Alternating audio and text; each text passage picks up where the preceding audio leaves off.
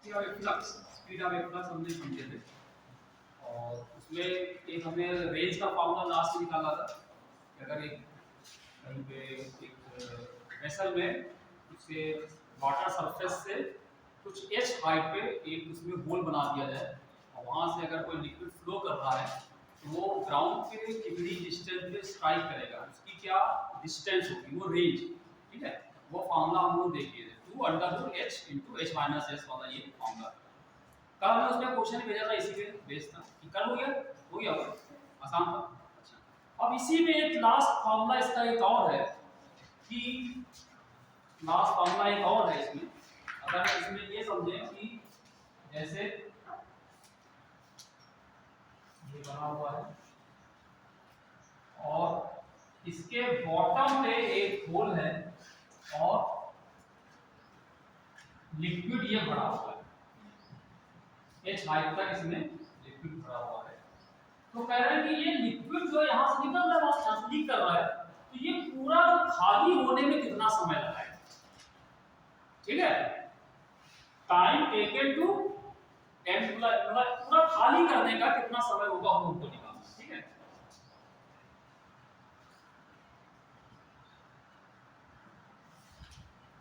Time of empty, इसको पूरा खाली करने में कितना समय लगेगा, तो पूरा खाली हो जाए, कोई पानी बचे ना इसमें, ठीक है। तो उसका एक फॉर्मूला हम याद करेंगे, P बराबर होता है A/A √2h/g। A जो है ये ऊपर वाला सरफेस है, इसका एरिया है, और स्मॉल a इस होल का एरिया, कैपिटल A इसका एरिया, स्मॉल a इसका एरिया हो जाएगा। h जो है जो कहां तक पानी पहले इसमें फिल अप भरा हुआ, ठीक है, तो g आ जाती है, ठीक है। ये फॉर्मूला है कि एक पूरा ही वेसल में अगर पानी ऊपर तक, यहां तक ऊपर तक कहीं तक जो h हाइट तक भरा हुआ है, ये पूरा खाली होने में कितना समय लगेगा। पूरा खाली मतलब ये लास्ट में ये ऐसा आ जाएगा, इसमें कोई पानी नहीं होगा, एकदम खाली हो जाएगा, ठीक। तो उसको कितना समय लगेगा ये इसका,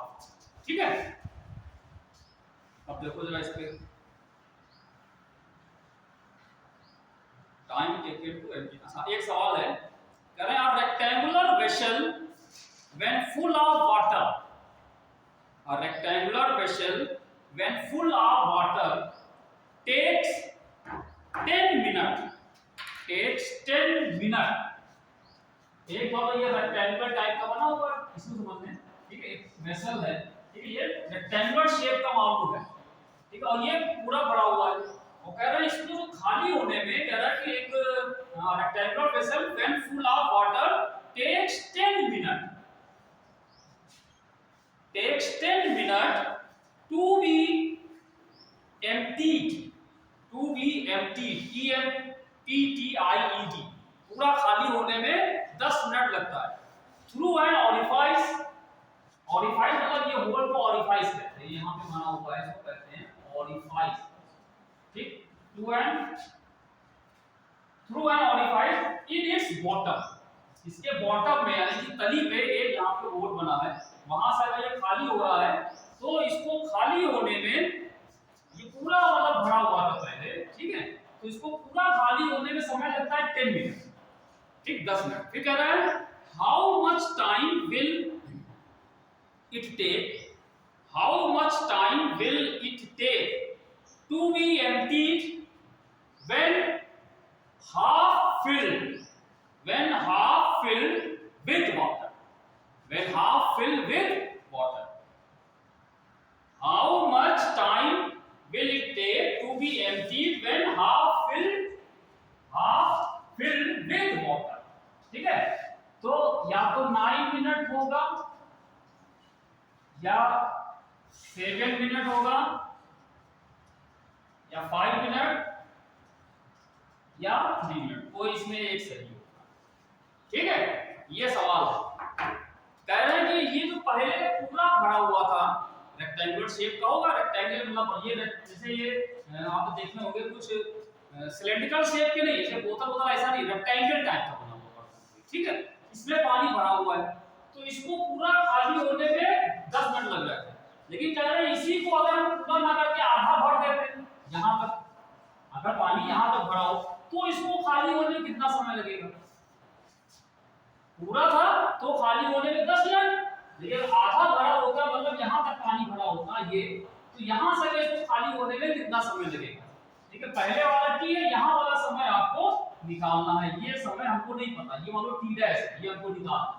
पहले वाला t था वो 10 मिनट का, क्या करेंगे, ऐसे करें, बताओ पहले। चलो कैसे होगा, सिंपल सा है, क्या लगता है कैसे किया जाए,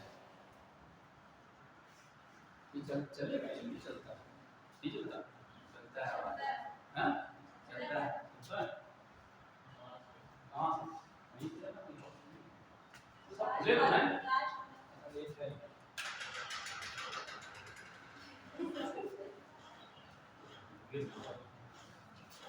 हाँ तो इसको पूरा जब पढ़ा था तो उसको 10 मिनट लगना है, तो आधा होगा तो कितना मिनट, कितना टाइम लगेगा, क्या करें, ऐसे तुक्के लगा के आओगे इससे, कभी तुक्के सही बैठ जाएंगे। 5 है इसमें, हाँ 5 है, तो दिन क्या 5 लगा दे 5। भैया ये फॉर्मूले का यूज करो, पहले पानी इसको कह रहे कहां तक भरा, तो मान लो इसका भरा, मान लो इसका भरा, तो ये a से लेके a चला जाएगा, ठीक, और a इसका एरिया वही रहेगा, इसका ये तो वही रहेगा एरिया, जब यहां रखो तब भी ऊपर का एरिया वही रहेगा, दोनों केस में नीचे का वही रहेगा, है कि नहीं। जब एक ही वेसल है तो ऊपर का भी रहेगा और नीचे होल का भी एरिया वही रहेगा। तो पहला केस में हमने क्या किया, पहला हो गया 10 मिनट और a/a under root 2h upon g, ठीक है। अच्छा, सेकंड केस में हमने क्या किया, ये पानी कहां था, आधा, आधा मतलब क्या हो गया, ये एक तरह से h/2 हो गया, है ना। अब ये यहां से खाली होगा तो पानी कहां तक भरा होगा इसमें, ये h जगह क्या आ जाएगा अगले केस में h/2, ठीक है। तो इसको आप कैसे लिख दोगे, तो इसमें लिखना t डैश बराबर a/a, ये वही रहेगा भाई, ये तो बदले नहीं, ऊपर का एरिया वही रहा, नीचे वही रहा, और सिर्फ ये चीज 2h की जगह पे h/2, ठीक। अब तो आ जाएगा, अब क्या करोगे, इन दोनों को डिवाइड कर दो सीधे सीधे, जहां डिवाइड किया जाए मतलब चाहे इसमें से इसको डिवाइड करो, तो 10 अपॉन t डैश, और ये ऊपर लिखा हुआ है a/a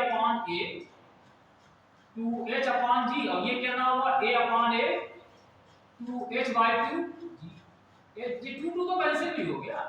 ये a/a कैंसिल, यहां पे क्या आ रहा ऊपर 2h अपॉन g, नीचे कितना आया h अपॉन g,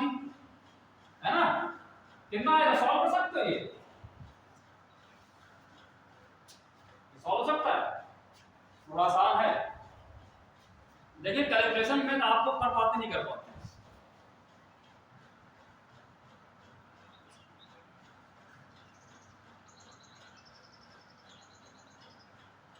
समझ में आ गया होगा ना,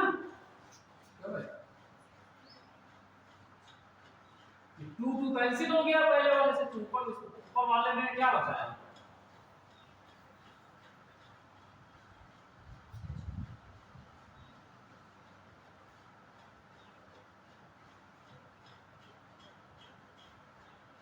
कितना आएगा,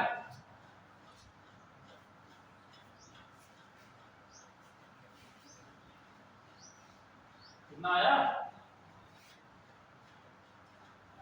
कितना समय लगा, कितना निकाला, नहीं कर पा रहा,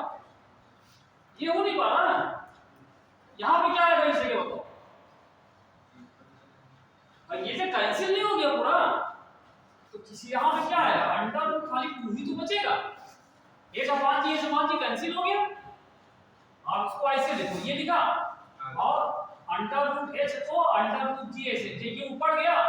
तो अंडर रूट g ऊपर और अंडर रूट h, ये इससे कैंसिल, ये इससे कैंसिल, रूट 2 तो आएगा, और यहाँ पे कितना था 10 अपॉन, मतलब ये कैलकुलेशन में प्रॉब्लम तुम लोग को आती है, ये हमने उस दिन यही कहा था कि कैलकुलेशन में क्यों नहीं कर पाते कैलकुलेशन में, ये नहीं समझ में आ रहा था क्या, ये नहीं पता लग रहा है कि इससे कट जाएगा, 4/4 कितना होता है, क्यों भाई तुम बताओ 4/4 कितना होता है, अगर आपसे कहें ये लिखा है 4/4 कितना होगा, हैं, अरे कटेगा तो होगा कितना, 0 होगा, ये देखो ये है 5, ये ग्रेड, तुम्हारे नाम पे बहुत बड़े वो तो पढ़ना चाहिए। 4/4 जीरो होता है, एक होगा। अब बताओ कहां से तुमको समझ में आएगा? तो इतनी छोटी चीज नहीं पता है। अरे यार लास्ट में अभी समझ में आ रहा है, तुमको कैलकुलेशन नहीं आता तुम लोगों को। फिजिक्स तो अलग हो गया, फिजिक्स का कैलकुलेशन ही नहीं समझ में आ रही। 4/4 तो जीरो का है, इसको काटोगे तो 1 1 1 नहीं आ जाएगा सीधे, बनी तो आए। वही चीज यहां होगी, जो चीज ऊपर लिखी वही चीज नीचे लिखी, खाली √2 बचेगा यहां। ये कैंसिल होके 1 दे देगा। ये यहां पे क्या आएगा? √2 ही तो आएगा यहां पे, ठीक है। अब t डैश बराबर कितना आया? 10/√2। अब ये कितना हुआ, इसको सॉल्व करो। 10/√2 करने तो क्या करो, हमें खाता ऐसा कभी हो तो इसको ऊपर नीचे मल्टीप्लाई डिवाइड √2 जो ऊपर किया तो ऊपर हो गया 10√2, नीचे √2 आ गया। ऊपर नीचे √2 से मल्टीप्लाई भी किया, डिवाइड भी किया। ये √2 हो गया 10√2, इसको इससे करो तो 2 आ गया। हाँ तो ये आ जाएगा 5√2। और 5√2 √2 की वैल्यू कितनी होती है? 1.412 होती है। इसको मल्टीप्लाई करो, 5 को 1.4 से मल्टीप्लाई करो, 5 या 100। इसको अगर राउंड फिगर में करें 5.141, चलो थोड़ा 1.41 करो, वो छोटा हो जाएगा। कितना आएगा? हाँ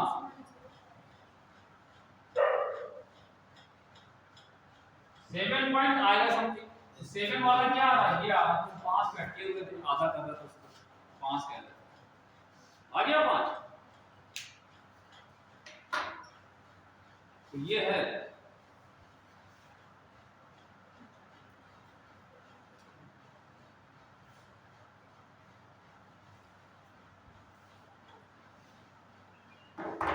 आना बहुत चीजें है, लेकिन समय नहीं आना बहुत कुछ है।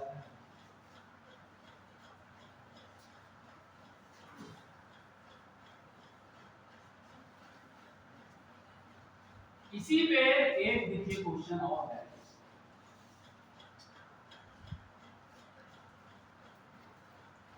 ये सवाल तुमको अपने आप करके बताओ। हम एक सवाल दे रहे हैं, आप करके बताइए, तो चेक करें कर पाते हो नहीं कर पाते। देखो कह रहे हैं, a tank is filled with a liquid up to a height h। एक कोई टैंक है, ठीक, जो कि h हाइट तक भरा हुआ। ये h हाइट तक भरा हुआ। Tank is filled with a liquid filled with a liquid up to a height h। ठीक है ना? A small hole is made at the bottom of this tank। इसके बॉटम पे नीचे एक स्मॉल होल बना। A small hole is made at the bottom of this tank। इस tank के तली में एक होल बना हुआ है। मतलब अभी नया चीज मिली, ठीक है? ठीक है ना?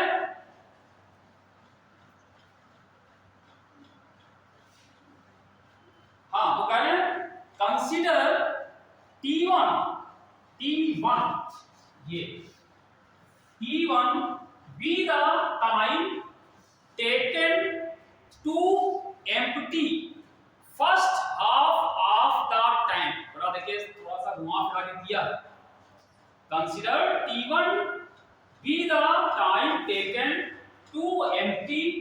first half of the tank and T2 be the time taken to empty rest half of the tank। Then determine the ratio, ये T1/T2। Then determine the ratio T1/T2 का रेशियो निकालना है। आंसर क्या क्या देते हैं? 1.33, एक है 1.5, एक है 2 और एक में लिखा हुआ है 0.114। ये सवाल पहले समझो, समझ नहीं पाएंगे पहले क्या कह रहा है।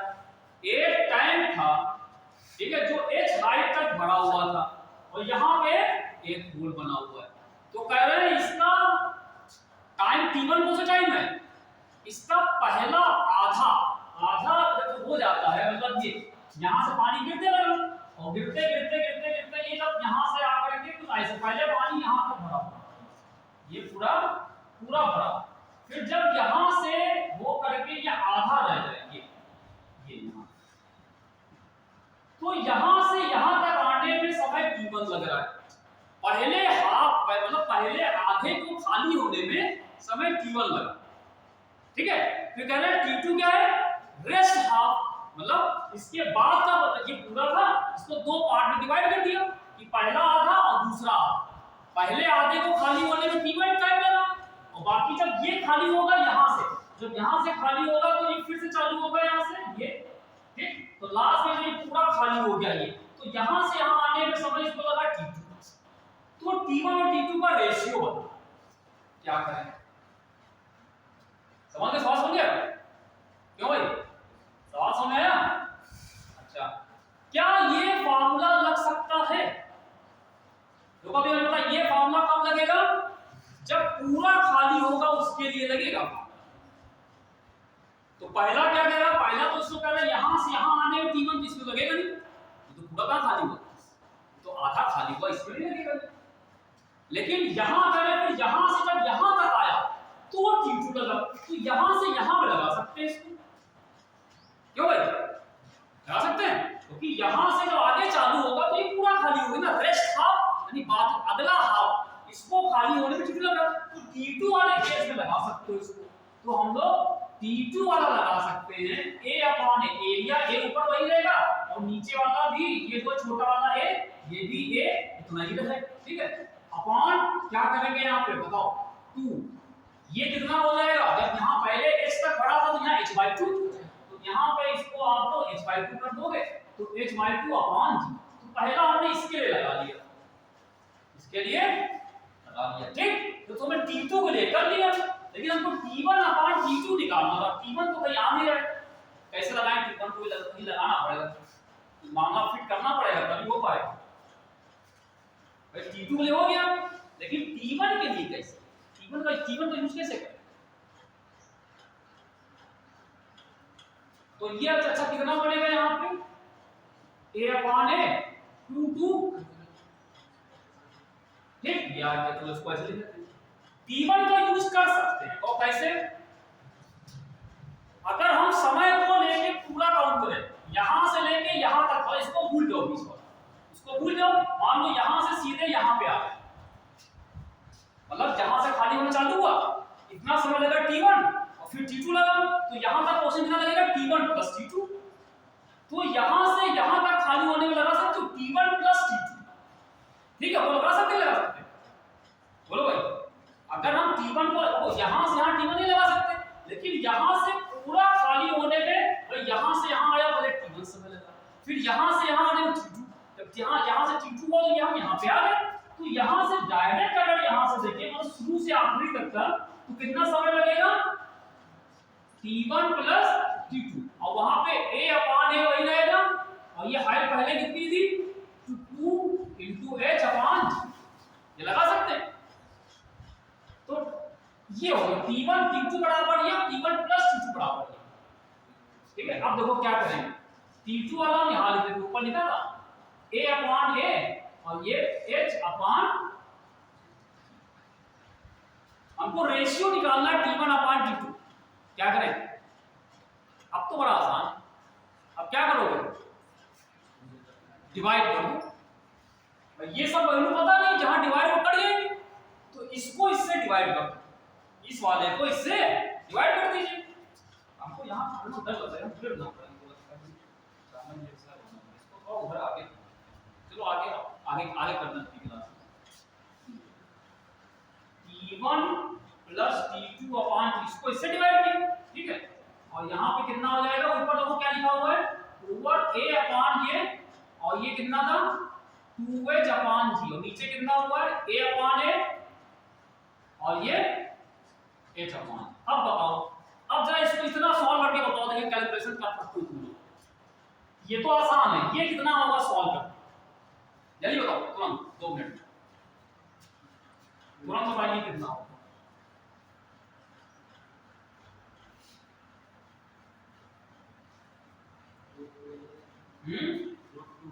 हाँ, ये पूरा कैंसिल हो गया, यहाँ पे खाली √2 आएगा, ये सब कैंसिल हो जाएंगे, √2 आ जाएगा, ठीक है। और ये क्या होगा यहाँ पे, इधर क्या होगा, T1 plus T2 upon T2 मतलब क्या हुआ, T2 को इसको इससे भी डिवाइड करो, इससे डिवाइड तो मतलब T1 upon T2 plus T2 upon T2, और यहाँ पे आया है ना, ये इससे भी डिवाइड होगा और ये इससे भी डिवाइड होगा। T1 अपॉन T2 को ऐसे लिख दिया और T2 अपॉन T2 1 हो गया, और ये बराबर, और निकालना यही था हमको, अब ये निकल आएगा। T1 अपॉन T2 बराबर कितना होगा, √2 माइनस 1, ठीक है। √2 माइनस 1 का मतलब कितना हो गया, √2 की वैल्यू 1.41 है ना, आंसर 41 और -1, इसमें इसको माइनस को कितना आएगा, 1.412 होता है वैसे 1.4121, इसमें से 1 माइनस को कितना आएगा, 0.412 आएगा, 0.412 कहां है, ये गलत लिखा है, ये 0.412 है, ये ठीक, ये 0.412 भाई, देखो तो गड़बड़ होगा, ये छपने में थोड़ा सा ये गलत आ रहा है, ये जो आंसर लिखा हुआ है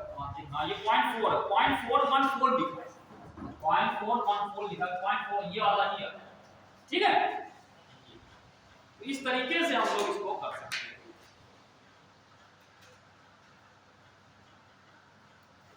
अच्छा भाई, अब हम शुरू करने आ रहे हैं विस्कोसिटी,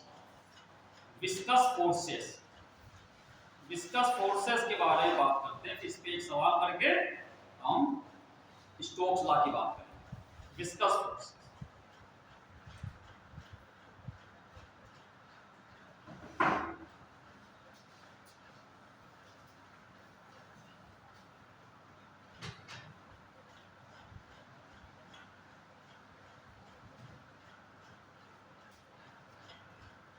विस्कस फोर्स या विस्कोसिटी हम इसे कहें,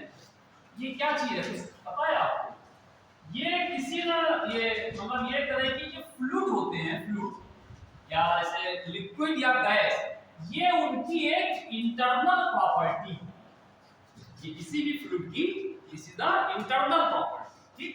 जैसे हम लोग कहेंगे यहाँ पे हाँ श्यानता, विस्कोसिटी या फिर विस्कस फोर्सेस, ठीक। श्यानता इसको हिंदी में कहते हैं। जितने भी फ्लूइड्स होते हैं उनमें एक इंटरनल प्रॉपर्टी पाई जाती है, क्या प्रॉपर्टी है, जब कोई लिक्विड फ्लूइड या गैस या लिक्विड कोई भी अगर फ्लो करता है, चलता है, तो हम मान चलते हैं कोई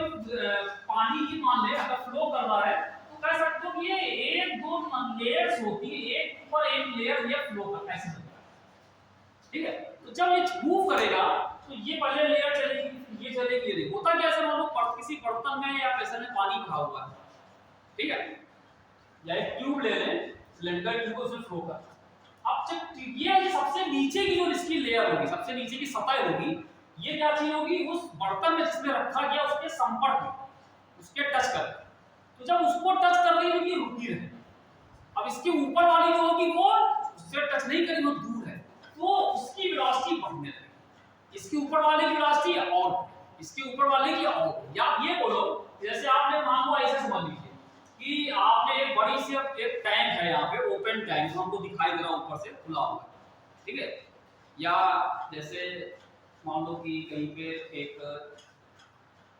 वो कैनल टाइप का बना हुआ है, नाला टाइप का बना हुआ है, ठीक है, हमने उसकी सरफेस पे एक लेयर रख दी, एक ग्लास की प्लेट रख दी,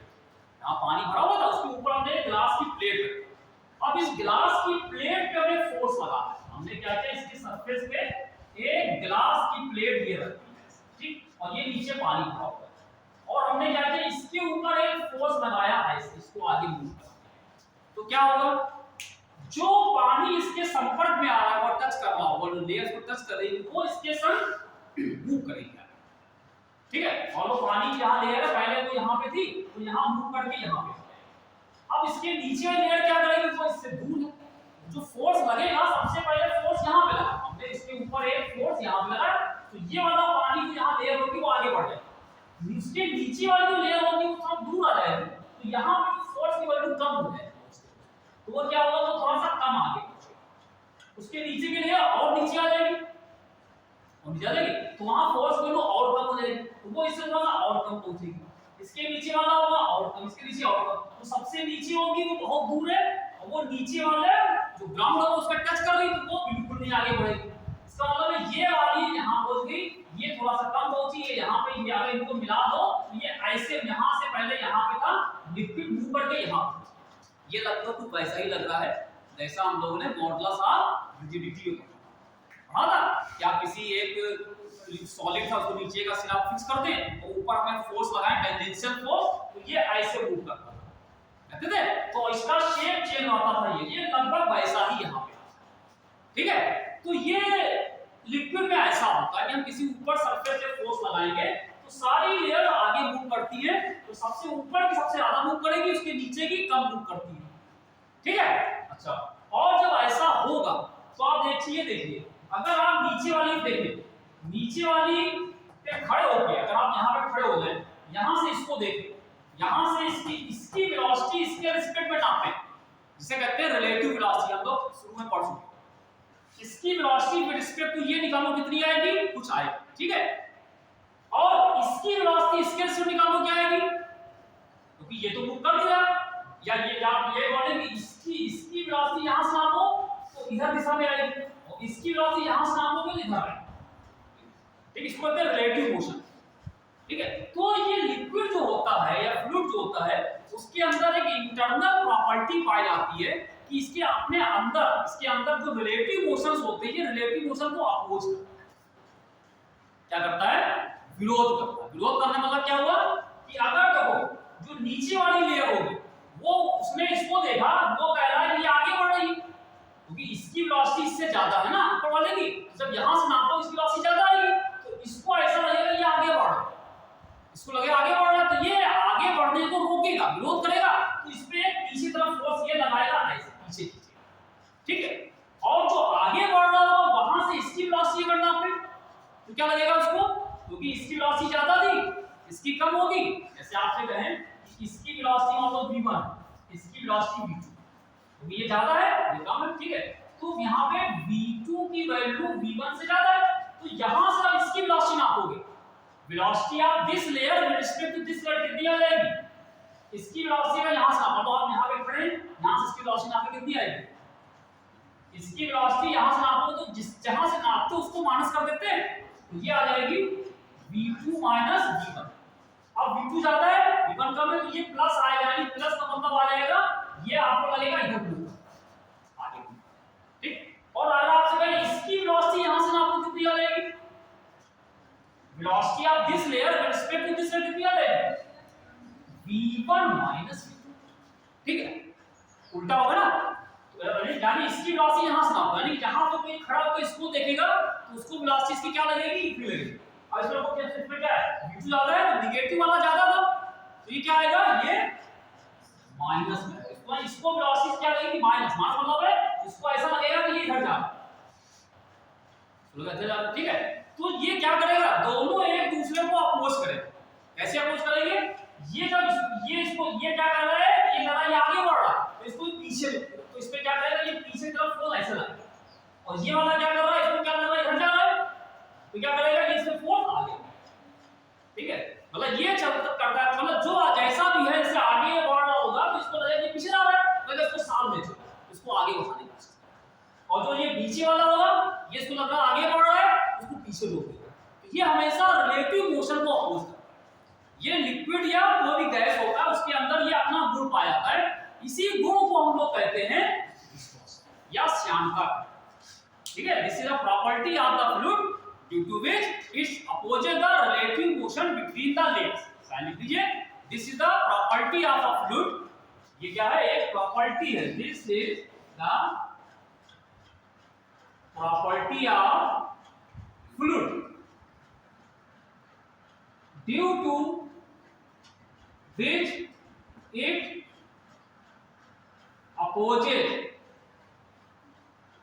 opposite the relative motion between its layers। जो लेयर्स है उनमें जो रिलेटिव मोशन हो रहा है ये उसको अपोज करेगा। तो ध्यान दीजिए, बार बार फिर से कह रहे हैं रिलेटिव मोशन को अपोज करेगा। रिलेटिव मोशन को नहीं, रिलेटिव मोशन। मतलब ये आपने यहां से खड़े होकर इसको देखा, अगर ये इसको आगे बढ़ता दिखाई दे रहा है तो वो पीछे कर देगा, और यहां से इसको देखा, अगर ये इसको लग रहा है पीछे जा रहा है तो आगे कर देगा, अगर जिधर जा रहा है उसको उसका उल्टा कर। समझे? ये रिलेटिव मोशन। क्लियर है?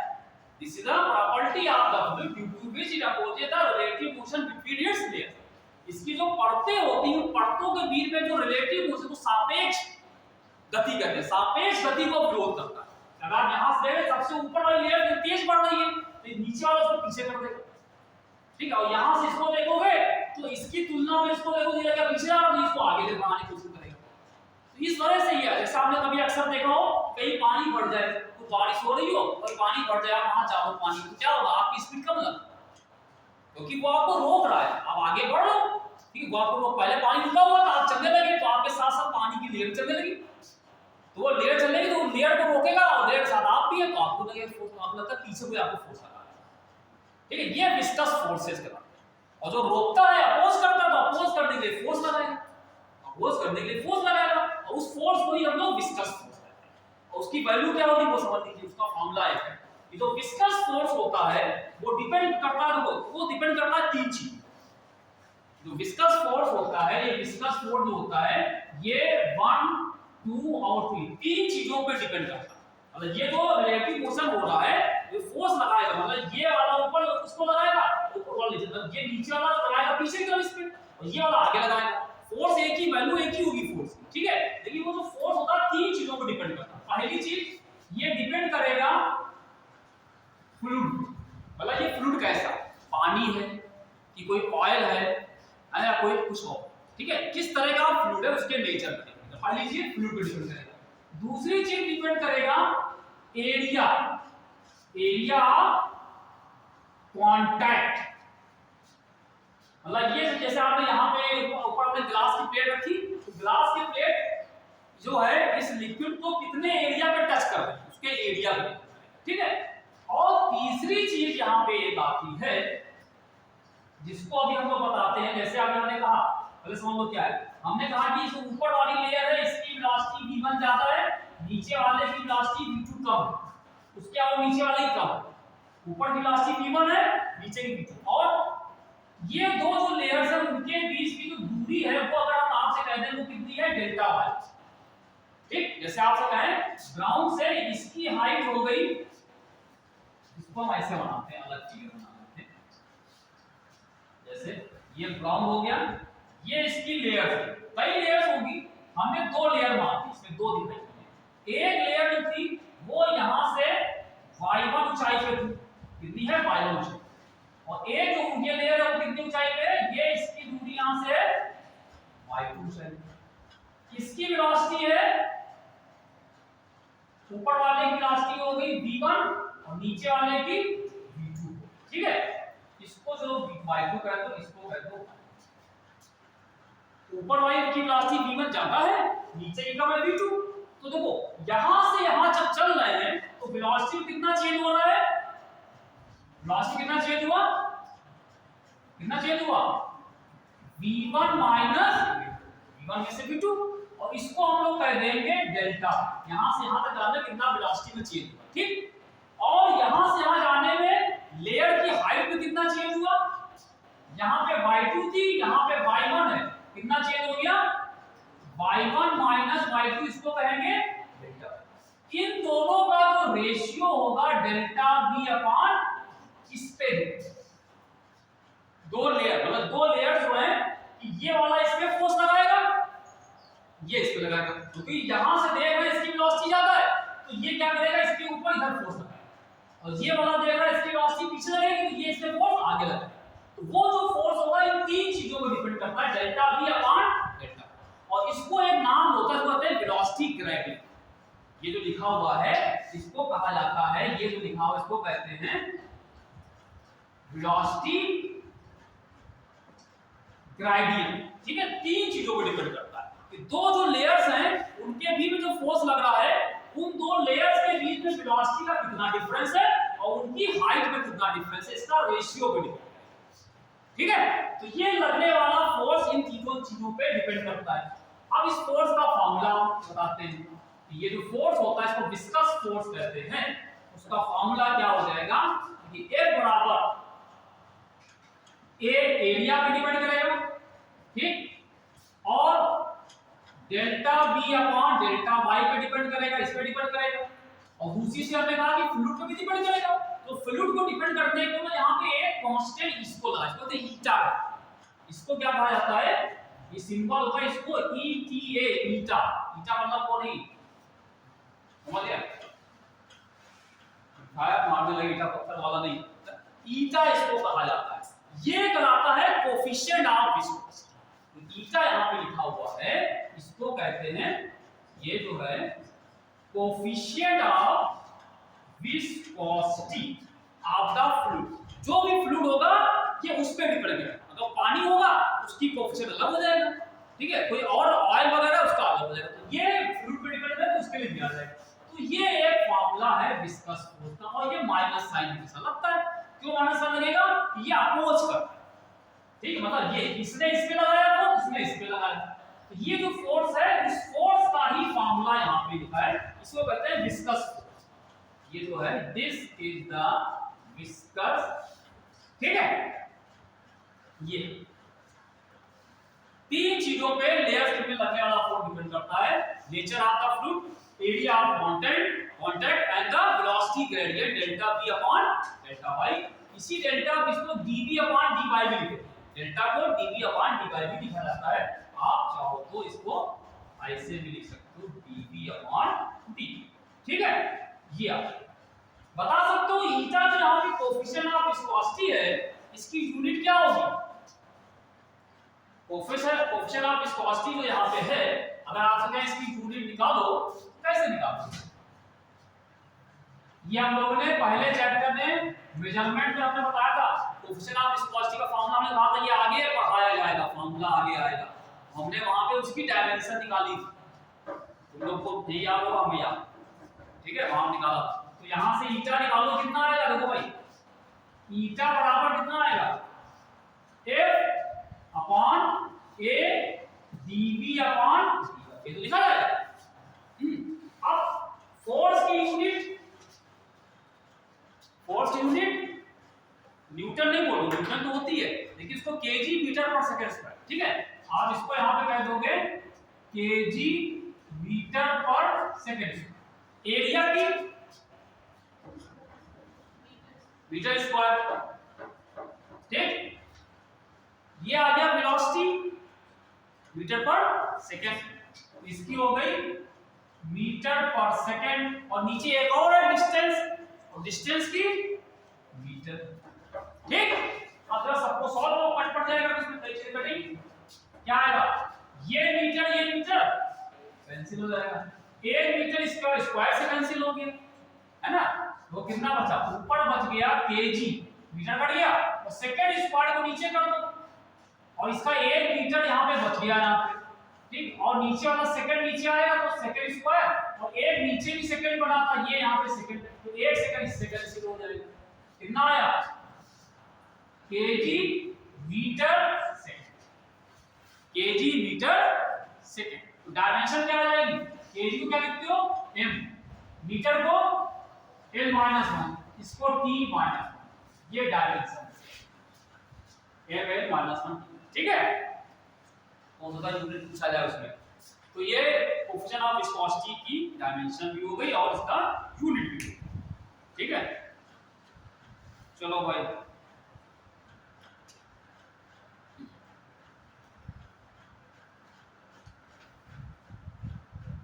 एक सवाल करते हैं फिर आगे बढ़ते हैं। एक सवाल इसका करते हैं,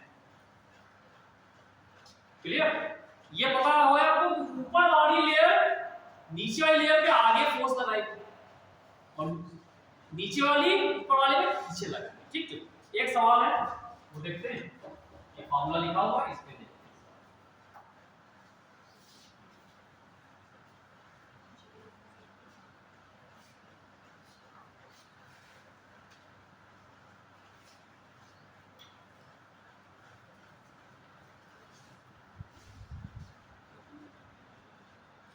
A square metal plate, a square metal plate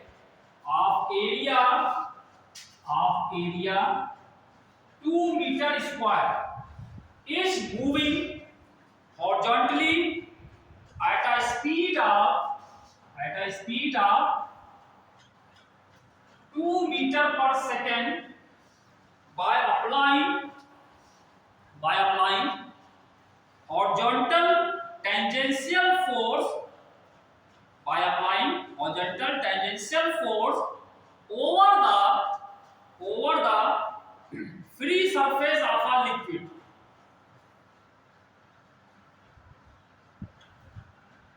Over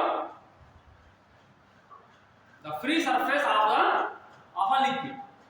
A square metal plate of area 2 meter square is moving horizontally at a speed of 2 meter per second by applying horizontal tangential force over the free surface of a liquid. ठीक है, फिर आगे कह रहे हैं if the depth of the liquid is 4 meter, liquid की जो depth है वो कह रहे हैं 4 मीटर। तो पानी इसमें जो भरा हुआ है उसकी गहराई 4 मीटर है। If the depth of the liquid is 4 meter and a liquid at the bottom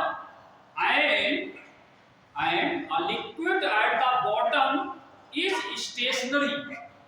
और जो बॉटम में जो लिक्विड है वो रुका हुआ है, स्टेशनरी है, and the liquid at the bottom is stationary, then the tangential force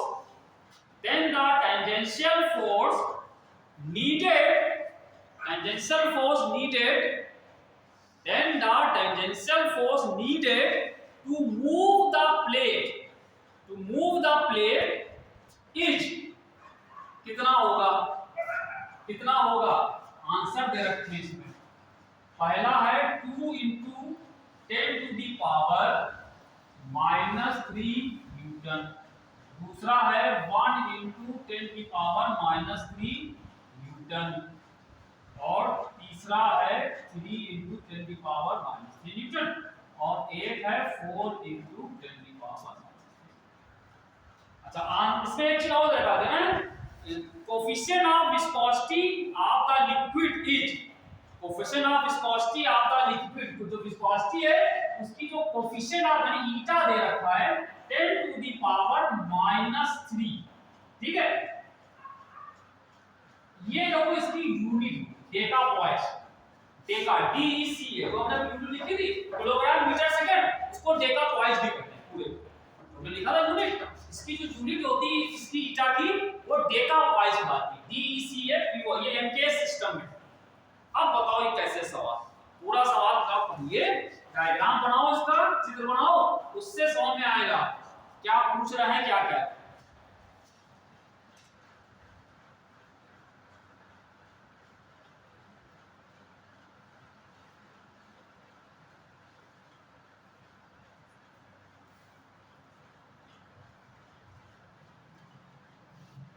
क्या किया जाए,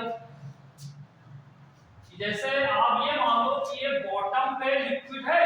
ये रुका हुआ है, ये पानी भरा हुआ है, और जो पानी यहाँ तक भरा हुआ है इसके ऊपर एक मेटल की प्लेट रख दी गई, मेटल शीट यहाँ पर रख दी गई है, ये जो है स्क्वायर की शेप की है, स्क्वायर शेप की है, और इसका जो एरिया है वो 2 मीटर स्क्वायर, ये इस एरिया की इसके ऊपर रख दिया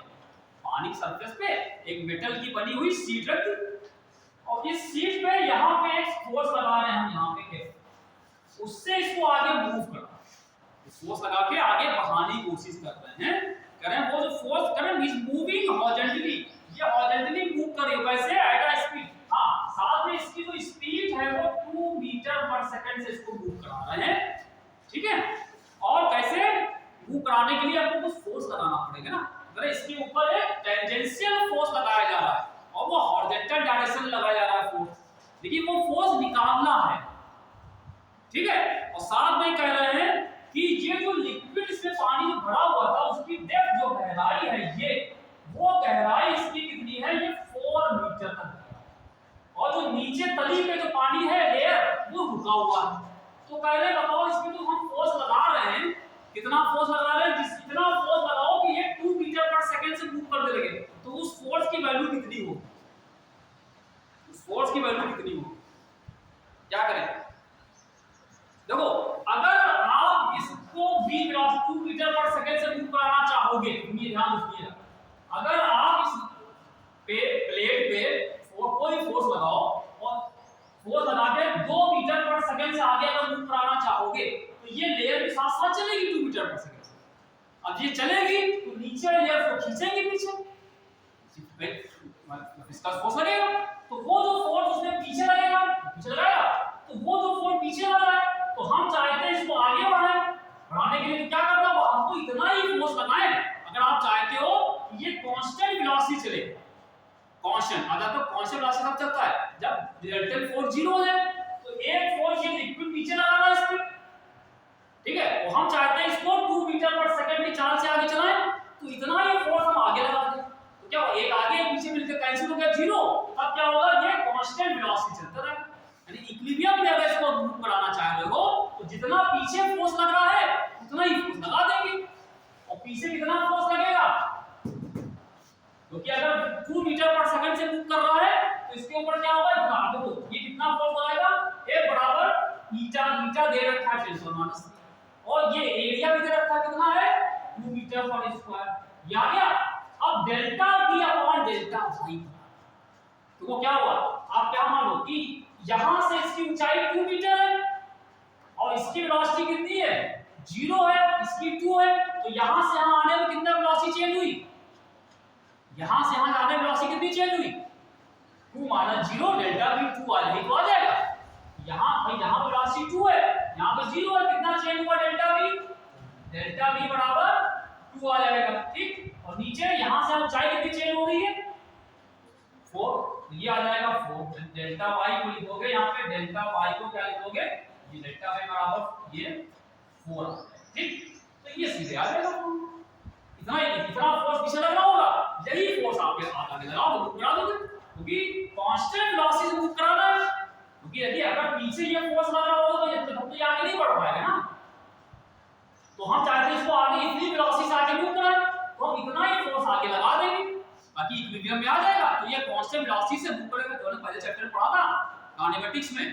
या नहीं सॉरी लॉज ऑफ मोशन में पढ़ा था, लॉज ऑफ मोशन में, कि कोई को कांस्टेंट वेलोसिटी से अगर मूव कराना है तो रिजल्टेंट फोर्स 0 होना चाहिए, तो एक फोर्स ये लगा था, कौन सा, ये वाला फोर्स, विस्कस फोर्स, तो इतना ही फोर्स हम बाहर से लगा दें इसके ऊपर, ठीक है। तो देखो ईटा की वैल्यू अभी हमने बताई, ईटा इनटू एरिया हो गया 2, डेल्टा V हो गया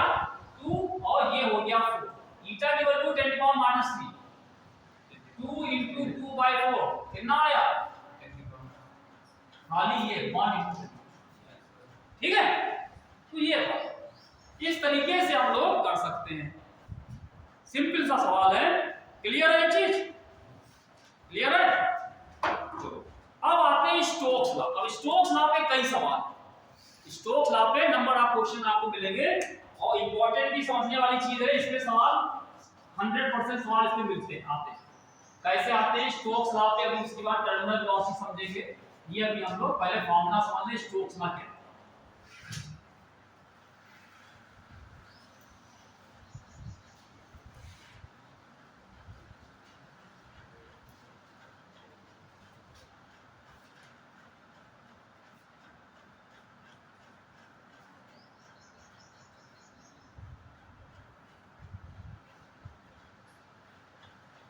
देखिए स्टोक्स लॉ,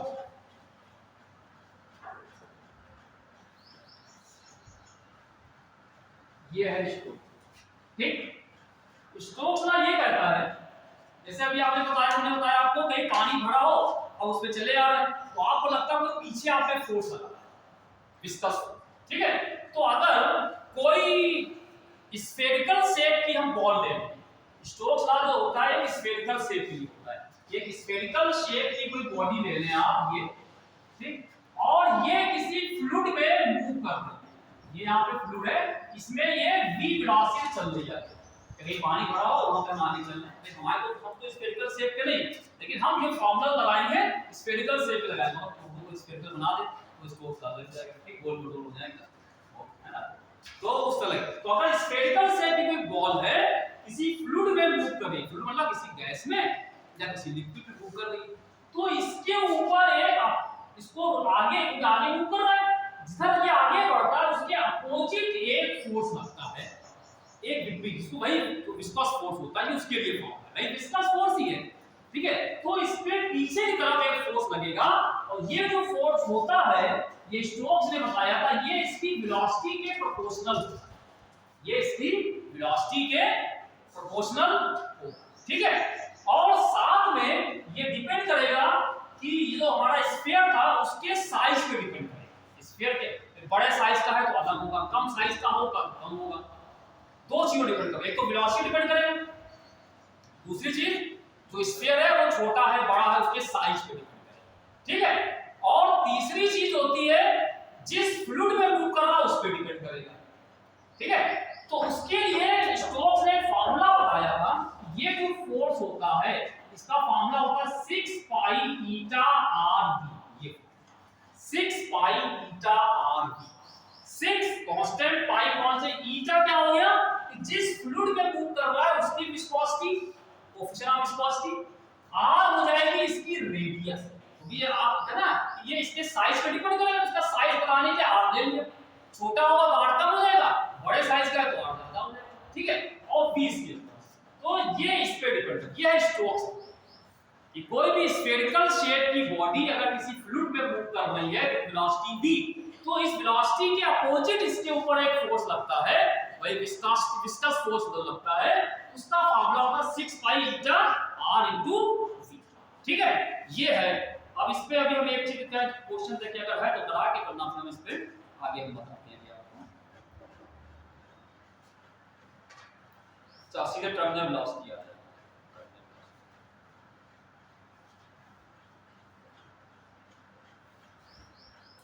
चलो इसके अभी क्वेश्चन लगाने पहले करते हैं पहले टर्मिनल वेलोसिटी, टर्मिनल वेलोसिटी पहले समझ लो ये क्या, इसी से लिखेंगे टर्मिनल वेलोसिटी। तो इसके लिए ये है, अगर आपने कभी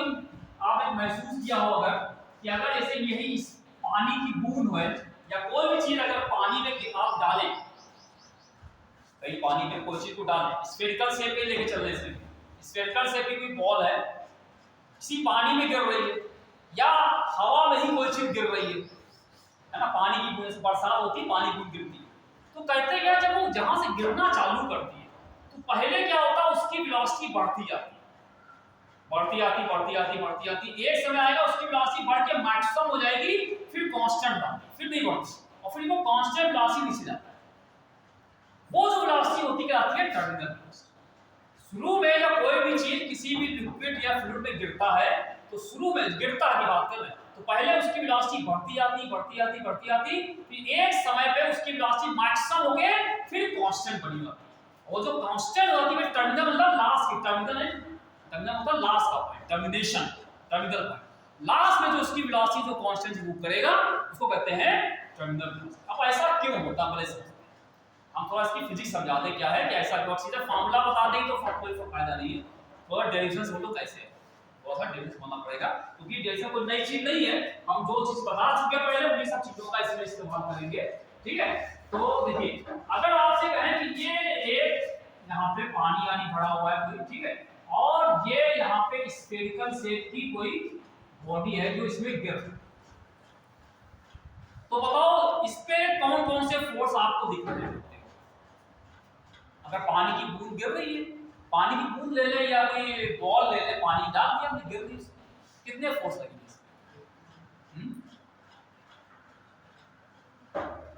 सबसे पहले तो mg लगेगा, उसका वेट,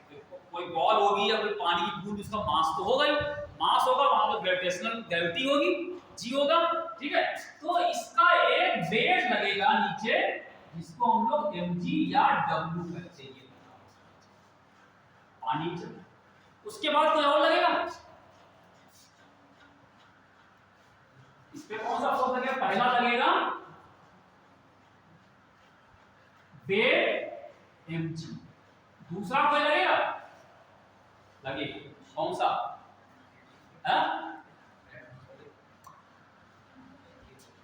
पानी के अंदर है अपथ्रस्ट हमने बताया था, तुमने सवाल इन चुपचाप प्लस वाला है एक पूछा था हमने कहा ये आगे पढ़ाया जाएगा, वो सब यही आ था, वो सवाल यहाँ था। अपथ्रस्ट में तुम आए नहीं आया उससे शायद नहीं आया, हमने पढ़ा। तो एक होता है अपथ्रस्ट, मतलब किसी भी बॉडी को हम किसी भी गैस या लिक्विड डालते हैं तो वो उसके ऊपर एक फोर्स आता है, उसको अपथ्रस्ट है, ठीक है। तो ऊपर लगने वाला एक फोर्स इसमें लगेगा, वो हमेशा ऊपर निचला वाला ऊपर, ठीक है। तो ये अपथ्रस्ट जो होगा ये ऊपर लगेगा, इसको यू से लिखना है, ठीक है। अच्छा बताओ अपथ्रस्ट आपने बोला सही बोला, अपथ्रस्ट कितना होता है? अपथ्रस्ट कितना होता है? इस पे सवाल भी करा गया है और तुमने अच्छा कल कोई सवाल नहीं पूछा, मुझे कहा था हमने तो बारे पूछा जल्दी रहती बात चले गए, वो अपथ्रस्ट वाला ही सवाल था, अपथ्रस्ट वाला ही सवाल। कितना लगेगा? अपथ्रस्ट का फॉर्मूला क्या होता है कि जो बॉडी लिक्विड में जा रही है उस बॉडी ने वहां पे कितना फ्लूइड को हटाया, volume of the fluid displaced, ठीक है, into density of the fluid और जी, तीन चीजों पे डिपेंड है। u बराबर जो होता है अपथ्रस्ट बराबर आ जाएगा volume of the fluid vf यानी कि कितना डिस्प्लेस हुआ और density of the fluid into g, ये फॉर्म, ठीक है। ये फोर्स होगा मतलब ये जब इसके अंदर डालेंगे ये कितना वहां से लिक्विड को हटाएगा। कोई चीज पानी डालो उसकी जगह लेगा नहीं लेगा, पहले पानी भरा तब वहां पहुंच गया तो उसने वहां से कितना पानी हटा दिया उसका वॉल्यूम, ठीक है। अब जब ये पूरा पानी के अंदर है तो जितना इसका खुद का वॉल्यूम है उतना ही वॉल्यूम हटाएगा, ये मैंने बताया, ठीक है। तो जब इसके अंदर है इस हिसाब से यहां पे जो Vf बराबर हो जाएगा this is the volume of the body, ये बॉडी का वॉल्यूम है उसी के बराबर आ जाएगा और ये डेंसिटी हो जाएगी किसकी? फ्लूइड की और जी, ठीक, ये कह सकते हो, क्लियर। जब इसके अंदर होगा तो इजी, तो एक फोर्स नीचे लग रहा है एक फोर्स ऊपर। अब होता क्या है शुरू में जब पानी में गिरता है ये तो अपथ्रस्ट की वैल्यू कम होती है, mg ज्यादा होगा। जब mg ज्यादा नीचे का फोर्स ज्यादा है ज्यादा है तो क्या होगा ऊपर वाला कम है नीचे ज्यादा है तो क्या होगा ये नीचे बढ़ेगा तो इसमें रिजल्टेंट फोर्स जाएगा नीचे, वो जो रिजल्टेंट फोर्स होगा उसकी वेलोसिटी को बढ़ाएगा तो इसकी वेलोसिटी धीरे-धीरे क्या होगी बढ़ती जाएगी। लेकिन जैसे वो नीचे बढ़ेगा तो अभी हमने बताया स्टोक्स लॉ, इसके ऊपर जो फ्लूइड है उसका विस्कस फोर्स भी लगेगा और विस्कस फोर्स क्या लगता है हमेशा वेलोसिटी के अपोजिट। जब नीचे जा रहा v वेलोसिटी से तो इसके अपोजिट एक विस्कस फोर्स F लगना लगेगा, कौन सा? ये। और ये किस पे डिपेंड करता है? वेलोसिटी पे। अब शुरू में जब गिरता तो वेलोसिटी कम थी, तो शुरू में ये वाला फोर्स कम, शुरू में ये कम होगा, ठीक है। तो शुरू में क्या था खाली ये दो लगा, जैसे जैसे इसको पानी में आपने डाला छोड़ा, जैसे आपने छोड़ा तो छोड़ो तो वेलोसिटी जीरो, उस समय वेलोसिटी जीरो है तो शुरू में ये फोर्स जीरो होगा, खाली ये दो लगे। लेकिन ये ज्यादा है ये कम है तो क्या होगा ये ज्यादा और उसका वेलोसिटी बढ़ना चालू है, नीचे गिरे तो वेलोसिटी बढ़ेगी, जैसे वेलोसिटी बढ़ने लगेगी ये वाला फोर्स बढ़ना चालू हो जाएगा और ये ऊपर लगेगा। तो ये तो एक समय आएगा कि पहले तो ये ज्यादा था ये कम, नीचे गिर रहा था, अब जब ये बढ़ता रहेगा तो बढ़ते बढ़ते क्या होगा ये ऊपर वाला ज्यादा हो जाएगा, या कहें ये दोनों ऊपर वाले मिलकर के इसके बराबर है। एक समय आएगा ये बढ़ता रहेगा तो बढ़ते बढ़ते क्या हो जाएगा कि जो ऊपर वाला लग रहा था अपथ्रस्ट और ये F ये मिल करके mg के तब क्या हो जाएगा बॉडी आ गई कहां इक्विलिब्रियम में आ गई, रिजल्टेंट फोर्स जीरो। जब रिजल्टेंट फोर्स जीरो आ जाएगा उस समय इसकी वेलोसिटी क्या आ जाएगी, तब ये कांस्टेंट वेलोसिटी मतलब नीचे आता क्या आता है, मतलब यहां पे पहुंचा, यहां पे पहुंच करके ऊपर वाला ये फोर्स और ये वाला फोर्स और ये mg को बैलेंस कर देगा, उस समय इसकी जो भी वेलोसिटी आ जाएगी वही टर्मिनल वेलोसिटी होगी। ये बढ़ते बढ़ते यहां पहुंचे क्योंकि यहां वेलोसिटी बढ़ती जाएगी, ये बढ़ता रहेगा और जब बढ़ते बढ़ते ये दोनों मिलकर इसको बराबर करते हैं। पहले भी चला ये अकेला था, ये छोटा था कम था ये ज्यादा था तो इसने इसको मतलब डांट मार के साथ कर दिया, ये ज्यादा था तो ये गिरता खिसक गया, अब ये अकेला था, अब उसके सर के साथ दे दिया आगे, अब दोनों मिलके इसको लड़ेंगे, तो दोनों मिलके तो बराबर हो जाएंगे, अब क्या करो दिया तो बराबर दे, तो देखा बराबरी का मामला आ गया, तब क्या करेगा रोटी के वेलोसिटी कांस्टेंट, जब बराबरी का मामला आ जाएगा तो क्या होगा वेलोसिटी कांस्टेंट, ये आ गया इक्विलिब्रियम पे आ गया, ठीक है, तो ये आ जाएगा इक्विलिब्रियम पे, ठीक है,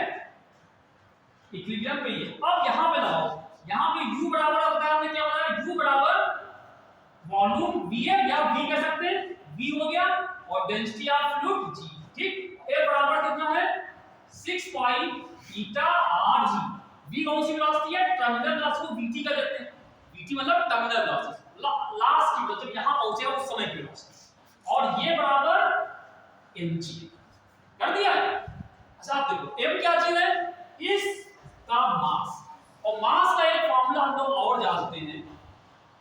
मास का फार्मूला होता है, अगर इस बॉडी की डेंसिटी को हम सिग्मा मान, इसकी डेंसिटी तो हम जानते हैं सिग्मा बराबर मास अपॉन वॉल्यूम होता है, डेंसिटी बराबर मास अपॉन वॉल्यूम, तो यहां से इसका मास निकाल लो, कितना है सिग्मा इनटू, ठीक है, तो ये सॉलिड जो था, या पानी की बूंद ले ले या कोई भी है सॉलिड ले ले या पानी की बूंद है कोई भी, तो ये इसमें mg को लिख सकते हैं हम लोग सिग्मा v इनटू g, ये सिग्मा क्या चीज है, इसकी डेंसिटी है, बॉडी की डेंसिटी, और ये रो क्या चीज है, ये फ्लूइड की डेंसिटी, इसको रो एफ लिखा, ये फ्लूइड की डेंसिटी है, ठीक है, यहां आप चाइनीज लीजिए, जो सिग्मा जो है ये क्या है, this is the density of body, और रो एफ क्या चीज है, डेंसिटी ऑफ, ठीक है, अब जरा इसको सॉल्व करो, इसको हम सॉल्व कर लेते हैं,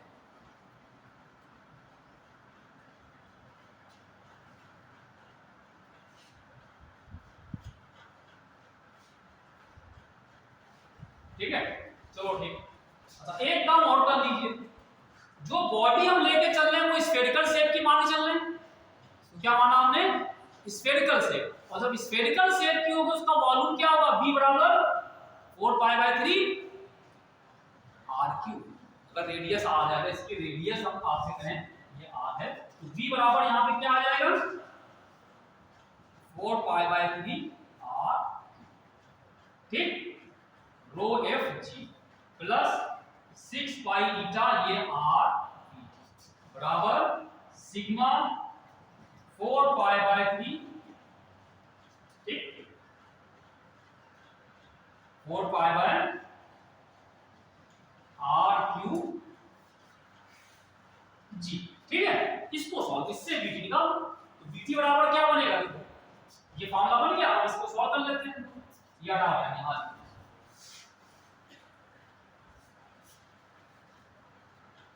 यहां से हम लोग निकालेंगे vt, तो इसको इधर रखिए अपनी जगह पे, 6 पाई ईटा r vt बराबर, ठीक है, ये सिग्मा है, ठीक, ये इसमें इसको लिखेंगे हम लोग 4 pi by 3 r cube sigma g, इसको उधर ले गए, ये हो गया 4 पाई बाय 3 r क्यूब और रो एफ, ठीक, अब जरा इसमें 4 pi by 3 r cube common आ गया, और g भी कॉमन है, तो ये सिग्मा और रो एफ जी अलग हो गई,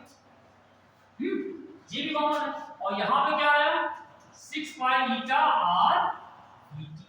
देखो एक r इससे कैंसिल होगा, यहां पे पावर क्या आएगी, पावर यहां पे 2, ठीक, और ये पाई पाई इससे कैंसिल हो गया,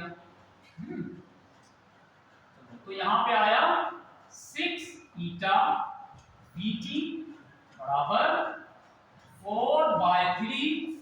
r स्क्वायर सिग्मा माइनस, ठीक, यहां से हम vt निकाल लेंगे, तो vt आ जाएगा 4/3 r स्क्वायर और ये इंटू 6 ईटा sigma minus rho F G, ये फार्मूला है, ठीक, अब इसमें देखो ये क्या होगा, ये कट जाएगा, ये 2 से काटो इसको, और 2 और ये 3, तो ऊपर आएगा 2/9 R square eta sigma minus rho F. ये टर्मिनल वेलोसिटी का, अगर आप डायरेक्ट लिख देते तो आप समझते नहीं, इसे याद करना, आप याद कर लो अच्छी बात है, वरना ऐसे निकाल सकते हो। जब फाइबर जब नीचे पहुंचेगा तो किस वेलोसिटी से लास्ट में चल रहा होगा उसकी वेलोसिटी ये है, ठीक है। ये 9 है भाई, ये 9 लिखिएगा, ये 9 2/9 लो, ये g है, ये g, ये 9 2/9 r स्क्वायर अपॉन ईटा sigma minus rho F. Sigma उस बॉडी की डेंसिटी है, रो है फ्लूइड की डेंसिटी, ठीक है। तो ये टर्मिनल वेलोसिटी का फॉर्मूला, ठीक है।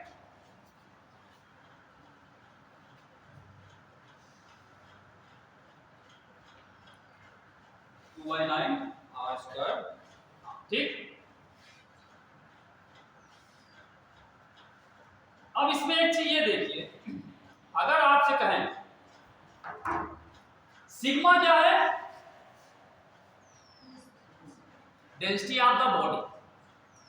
रो एफ क्या है, डेंसिटी ऑफ द फ्लूइड। इसमें एक चीज देखिए माइनस में कभी कभी ऐसा भी हो सकता है, कभी कभी इसमें ऐसा भी हो सकता है कि जो हमारी बॉडी थी, बॉडी जिसको पानी में डाला गया है, ये ठीक, ये पानी में जो गिराई गई है, ये इसकी जो डेंसिटी हो सकती है वो जो लिक्विड था उसकी डेंसिटी से ज्यादा भी हो सकती, कम भी हो सकती। अगर ये इससे ज्यादा है तो ये पॉजिटिव मिलेगा। अगर इसमें हम ये कहें if sigma is greater than rho F, तो जो वेलोसिटी आएगी वो पॉजिटिव में मिलेगी, इसको समझाओ तो प्लस में आएगी। अगर मान लो ऐसा हो जाए इसकी डेंसिटी कम हो जाए, इसकी डेंसिटी कम हो जाए, मतलब ये सेकंड केस हो जाए, मतलब ये if sigma is less than rho F, तब क्या होगा, ये कम होगा, ये ज्यादा, ये माइनस आएगा, है ना। तो माइनस मतलब बी नेगेटिव, नेगेटिव मतलब क्या होगा कि जो बीटी यहां पे आ जाएगा वो नेगेटिव है। नेगेटिव मतलब क्या होगा, वेलोसिटी अब ऊपर होगी, जब आप ये ऊपर उठेगा, ठीक है। तो ये कब होगा, ये बबल के केस में। पानी के अंदर आप देखो बबल उठते हैं, कभी कभी घड़ों में आपने एक्वेरियम लगाए होते हैं, मछली वाला जिसमें होता है, इससे बबल उठते हैं, बुलबुले उठते हैं, मतलब जो होता है बुलबुला होता है वो उड़ता हुआ ऊपर आता है। क्यों ऊपर आ रहा है, क्योंकि वो टर्मिनल वेलोसिटी से लेकिन ऊपर क्यों जा रहा है, क्योंकि उसकी जो डेंसिटी है वो हल्का होता है, उसकी डेंसिटी कम होती है, पानी की डेंसिटी ज्यादा होती है, पानी से ज्यादा होगी, उसकी डेंसिटी कम होगी, तो क्या इसमें जो फोर्स लगेगा वो डेल्टा ऊपर कर देगा, ऊपर ऊपर, ठीक है। तो ये प्लस माइनस दोनों का, ठीक है। अब इस पे हम एक क्वेश्चन आप बताते हैं,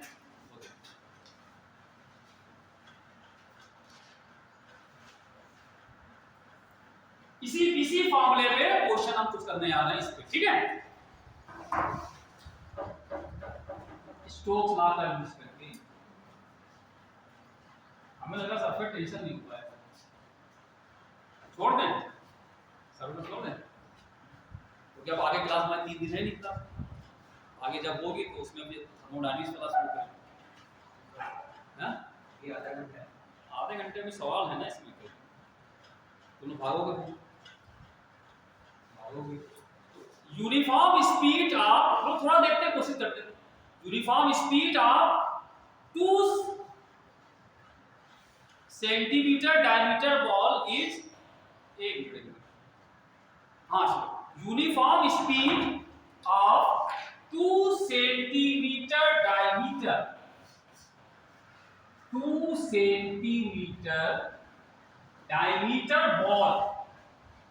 ये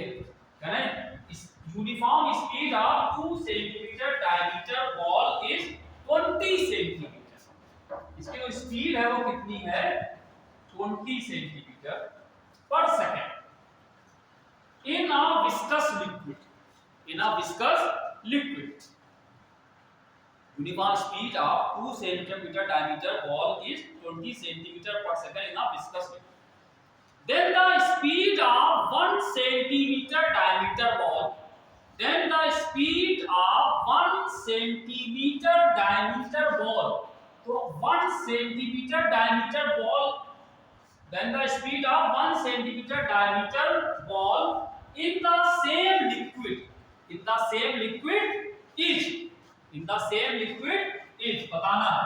कितनी हो जाएगी। ठीक है, ऑप्शन है 5 सेंटीमीटर पर सेकेंड, दूसरा है 10 सेंटीमीटर पर सेकेंड, तीसरा हो गया 40 सेंटीमीटर पर सेकेंड और चौथा हो जाएगा 80 सेंटीमीटर पर सेकेंड। देखो इसमें क्या कह रहा है आपको, ये फॉर्मूला लगाना, ठीक, ये फॉर्मूला लगाना, ये सब हटा देते हैं, खाली इस फॉर्मूले को ऊपर लिख देते हैं ताकि आपको याद रहेगा और 2-3 बार को देखते रहोगे, लगातार देखते देखते ही याद हो जाएगा। ठीक है, आप लगातार देखते रहना है, ठीक है, नजर हटाना नहीं, नजर आपकी नहीं तो आपको ही याद हो जाएगा। तो फिर कौन जल्दी मेरे पास आया ना फॉर्मूला, तो देखो ये फॉर्मूला हम यहाँ पे लिख रहे हैं, टर्मिनल वेलोसिटी का फॉर्मूला 2/9 r स्क्वायर विस्कोसिटी और सिग्मा माइनस, खाली रो ही लिख लो ये। अब देखो इसमें सवाल क्या है, सवाल पढ़िए क्या कह रहे हैं, यूनिफॉर्म स्पीड मतलब क्या, स्पीड कांस्टेंट। अब 2 सेंटीमीटर डायमीटर बॉल, एक बॉल है जिसका डायमीटर जो है कह रहे हैं 2 सेंटीमीटर है, तो वो जो बॉल है अगर उसकी जो यूनिफॉर्म स्पीड है 20 सेंटीमीटर पर सेकेंड है इन अ विस्कस लिक्विड, मतलब एक विस्कस लिक्विड में वो गिर रहा होगा तो उसकी स्पीड करें यूनिफॉर्म, तो यूनिफॉर्म कब होगी जब टर्मिनल आ जाएगा। ठीक है, मतलब ये टर्मिनल वेलोसिटी दे रखी है, तो 20 जो दिया वो क्या चीज है, एक तरीके से 20 यहाँ पे क्या लिखा हुआ है, ये इसकी टर्मिनल वेलोसिटी को ही बता, यूनिफॉर्म तभी जब पहले गिरेगा वेलोसिटी बढ़ती जाएगी, यूनिफॉर्म जब होगी जब टर्मिनल वेलोसिटी तब यूनिफॉर्म हो जाएगी, तो कांस्टेंट होगी यूनिफॉर्म, तो ये दे रखी है। फिर कह रहे हैं the speed of 1 centimetre diameter ball, अगर इसी लिक्विड में एक दूसरा बॉल ले ले, ये 2 सेंटीमीटर था ये, और एक दूसरा ले ले जिसका डायमीटर कितना है 1 सेंटीमीटर, अगर इसको यहाँ पे डाल दें तो उसकी स्पीड कितनी हो जाएगी, समझे।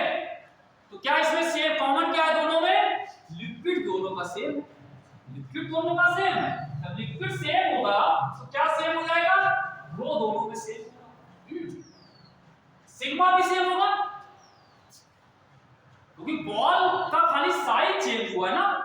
मटेरियल जो चेंज हुआ, सिग्मा सेम ले सकते, तो ये दोनों सेम हो गए, जी सेम हो गया, लिक्विड भी सेम हो गया, खाली आर बदलना है, आर बदलना है। तो वो पहले केस में इसका देखो, जब ऐसा आप चेक करो बड़ा आसान हो जाएगा सवाल, देखो जब देखो क्या क्या बदल रहा है, क्या क्या बदल रहा है, v बदल रहा है और r बदल रहा है, बाकी सब तो एक ही रहेंगे, इसका मतलब हो गया vt जो है this is proportional to r square, है ना, अब ऐसे कर लो कि vt जो है इसके प्रोपोर्शनल है r स्क्वायर के, तो पहले केस में क्या था, पहले केस में कुछ ये दे रखा था कितना 20 सेंटीमीटर की, और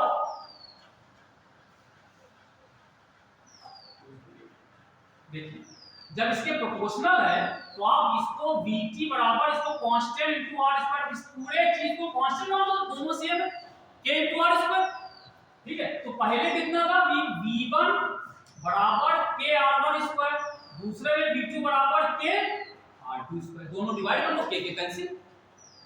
या आप इसी में रखो तो अभी ये पूरी चीज कैंसिल हो जाएगी दोनों केस, है ना। देखो पहले में कितना था, v1 कितना है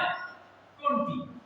ठीक है, और k को ऐसे लिखा, रेडियस कितनी पहले वाले की, डायमीटर है 2 तो रेडियस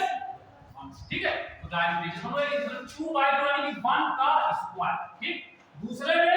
v2 निकालना था, k वही रखा, रेडियस डायमीटर कितना हो गया 1 तो रेडियस आधी हो जाएगी, ठीक है, तो ये 1/2 तो डिवाइड, जहां डिवाइड किया 20/v2 1/1/2 का स्क्वायर मिला के 1/4, तो 4 जो ऊपर चला जाएगा तो ऐसे आ जाएगा, तो यहां से v2 निकालो तो v2 बराबर कितना आ जाएगा 20/4 यानी कि 5, ठीक। तो इतना लंबा सवाल देना ना फॉर्मूला, ये छोटे में कन्वर्ट हो गया, आप चाहो तो इसमें रख के निकाल सकते हो कि v1 यहां लिखोगे v1 20 बराबर ये सब वही रखो, इसमें खाली r के लिए 1, दूसरा रखा आपने v2 को, हमने v2 रखा, ये सब वही रहेगा, इसको कर दिएगा आपने 1/2 तो डिवाइड करो, ये सब कैंसिल, ये सब को तो k लिख दिया हम लोगों ने, ठीक है, तो सिंपल सा सवाल था ये, हो जाएगा तो मैं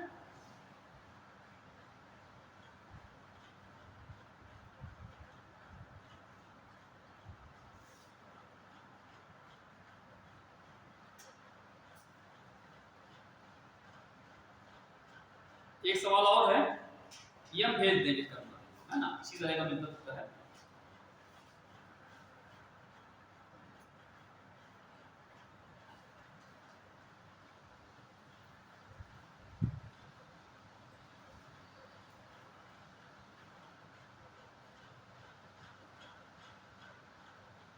हाँ, एक सवाल देखो ये थोड़ा सा है, जब कहीं पे दो दो ड्रॉप मिल जाती है क्या होता है, ये कह रहे हैं two equal drops, two equal drops, देखो फॉर्मूला लिखा हुआ है, देखते रहे ना, हटा नहीं रहे, ठीक है, देखते रहिए, तुरंत देखते रहते उसको लिखो, जो फॉर्मूला लिखा है इसको देखते जाओ, लिखते जाओ, देखते 4 बार लिखोगे, 4 बार तो याद हो जाएगा, गिन के 4 बार लिखो इस फॉर्मूले को अपनी किताब में, देखते अभी याद हो जाएगा, ठीक है। कह रहे हैं two equal drops of water, पानी की दो बराबर बूंदें, इक्वल मतलब सेम साइज की होगी, सेम रेडियस होगी, सब होगा। Two equal drops of water are falling through air, पानी की बूंद हवा में गिर गई, ठीक है, falling through air with steady velocity v, with steady velocity, steady velocity का मतलब वही टर्मिनल वेलोसिटी की ही बात, टर्मिनल बोले या स्टेडी, ठीक है, स्टेडी वेलोसिटी, ये दोनों बूंदें यहाँ पे गिर रही, देखो ये एक ये और एक ये, दोनों यहाँ पे स्टेडी वेलोसिटी, कांस्टेंट वेलोसिटी का मतलब टर्मिनल वेलोसिटी गिर रही है। ठीक है ना, एक द ड्रॉप कोलेस, कोलेस मतलब आपस में जुड़ जाए, if the drop coalesce, C O A L E S C, if the drop coalesce the new velocity will be, अगर दोनों जुड़ जाए आपस में तो नई वेलोसिटी क्या हो जाएगी, अगर दोनों मिलके एक नई बूंद बना लें तो नई वेलोसिटी क्या हो जाएगी, देखो कह रहे आंसर क्या है, 2v हो जाएगी कि √2v हो जाएगी कि 2 की पावर 2/3v हो जाएगी, v अपॉन, ये चारों में से कौन सा सही है,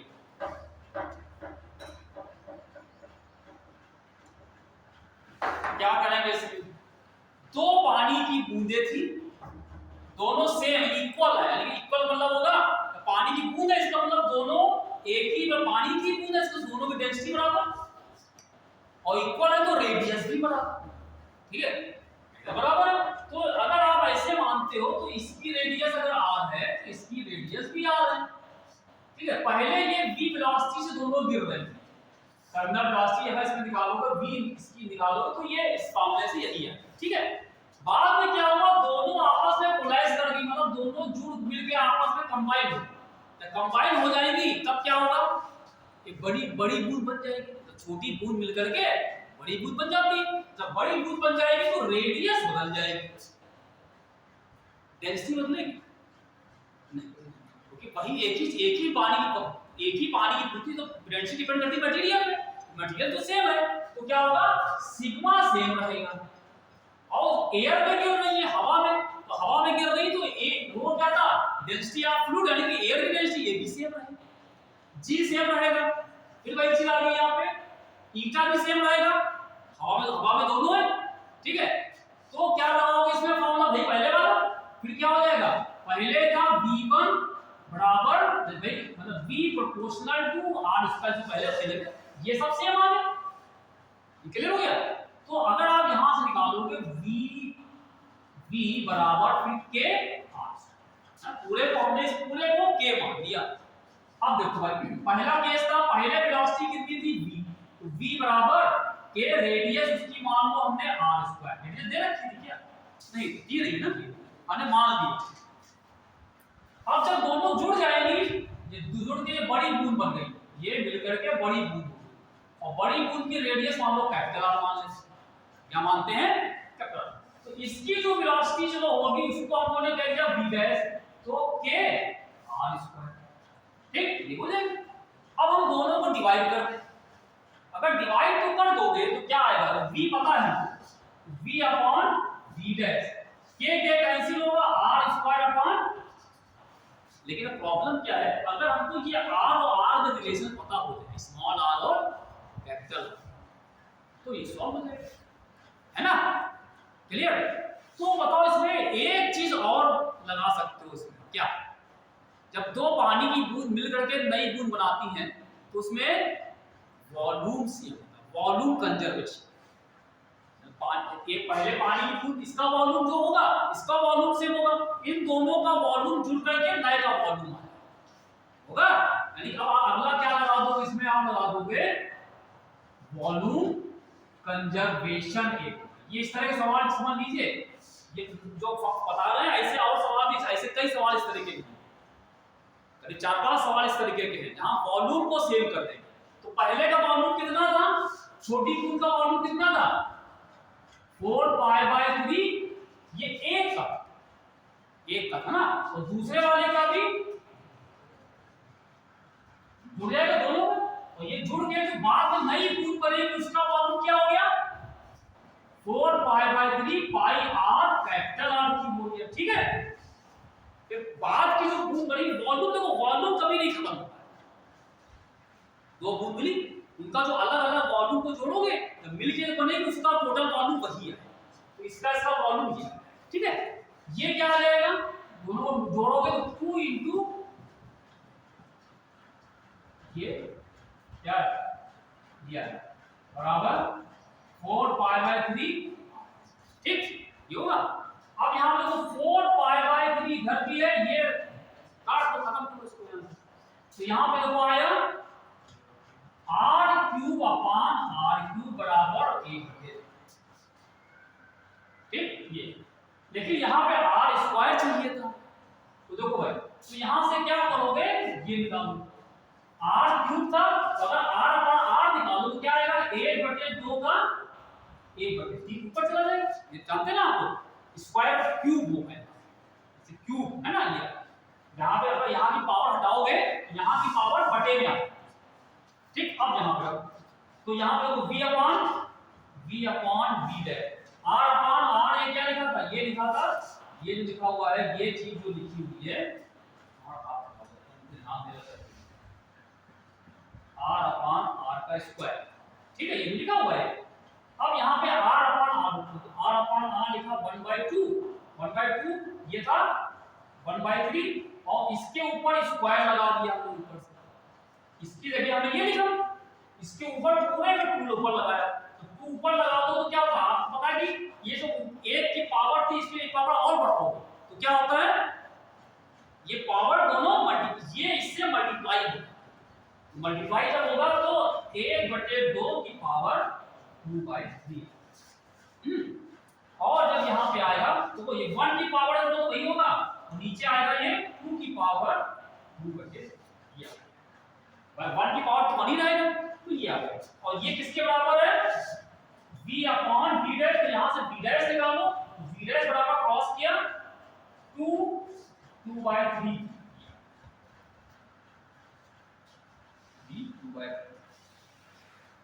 ठीक है। तो इस तरीके से आप करेंगे। पहली चीज देखो क्या क्या चीज सेम है, जो चीज सेम है उस पूरे को एक साइज, ये देखा तो ये सब इसमें सेम आ गए, तो इन सबको मिला करके k मान दिया r स्क्वायर, और फिर डिवाइड कर देना यहां, ठीक है, डिवाइड किया जाएगा, और फिर उसको जहां पे r आ रहा है तो फिर हमने यहां पे कंजर्वेशन, वॉल्यूम कंजर्वेशन लगा दिया।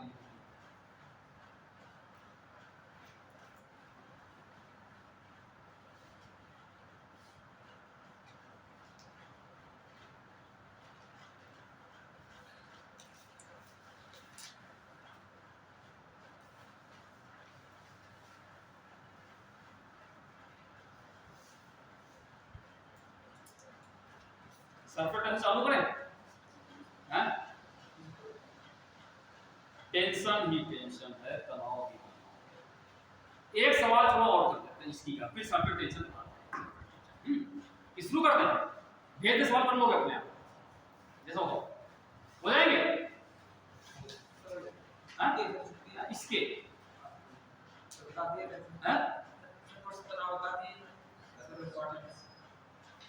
सरफेस टेंशन थोड़ा शुरू कर देते हैं ना, सवाल इसके हैं लेकिन देखो कर लो भाई, हमें लगता नहीं कि हो पाएंगे।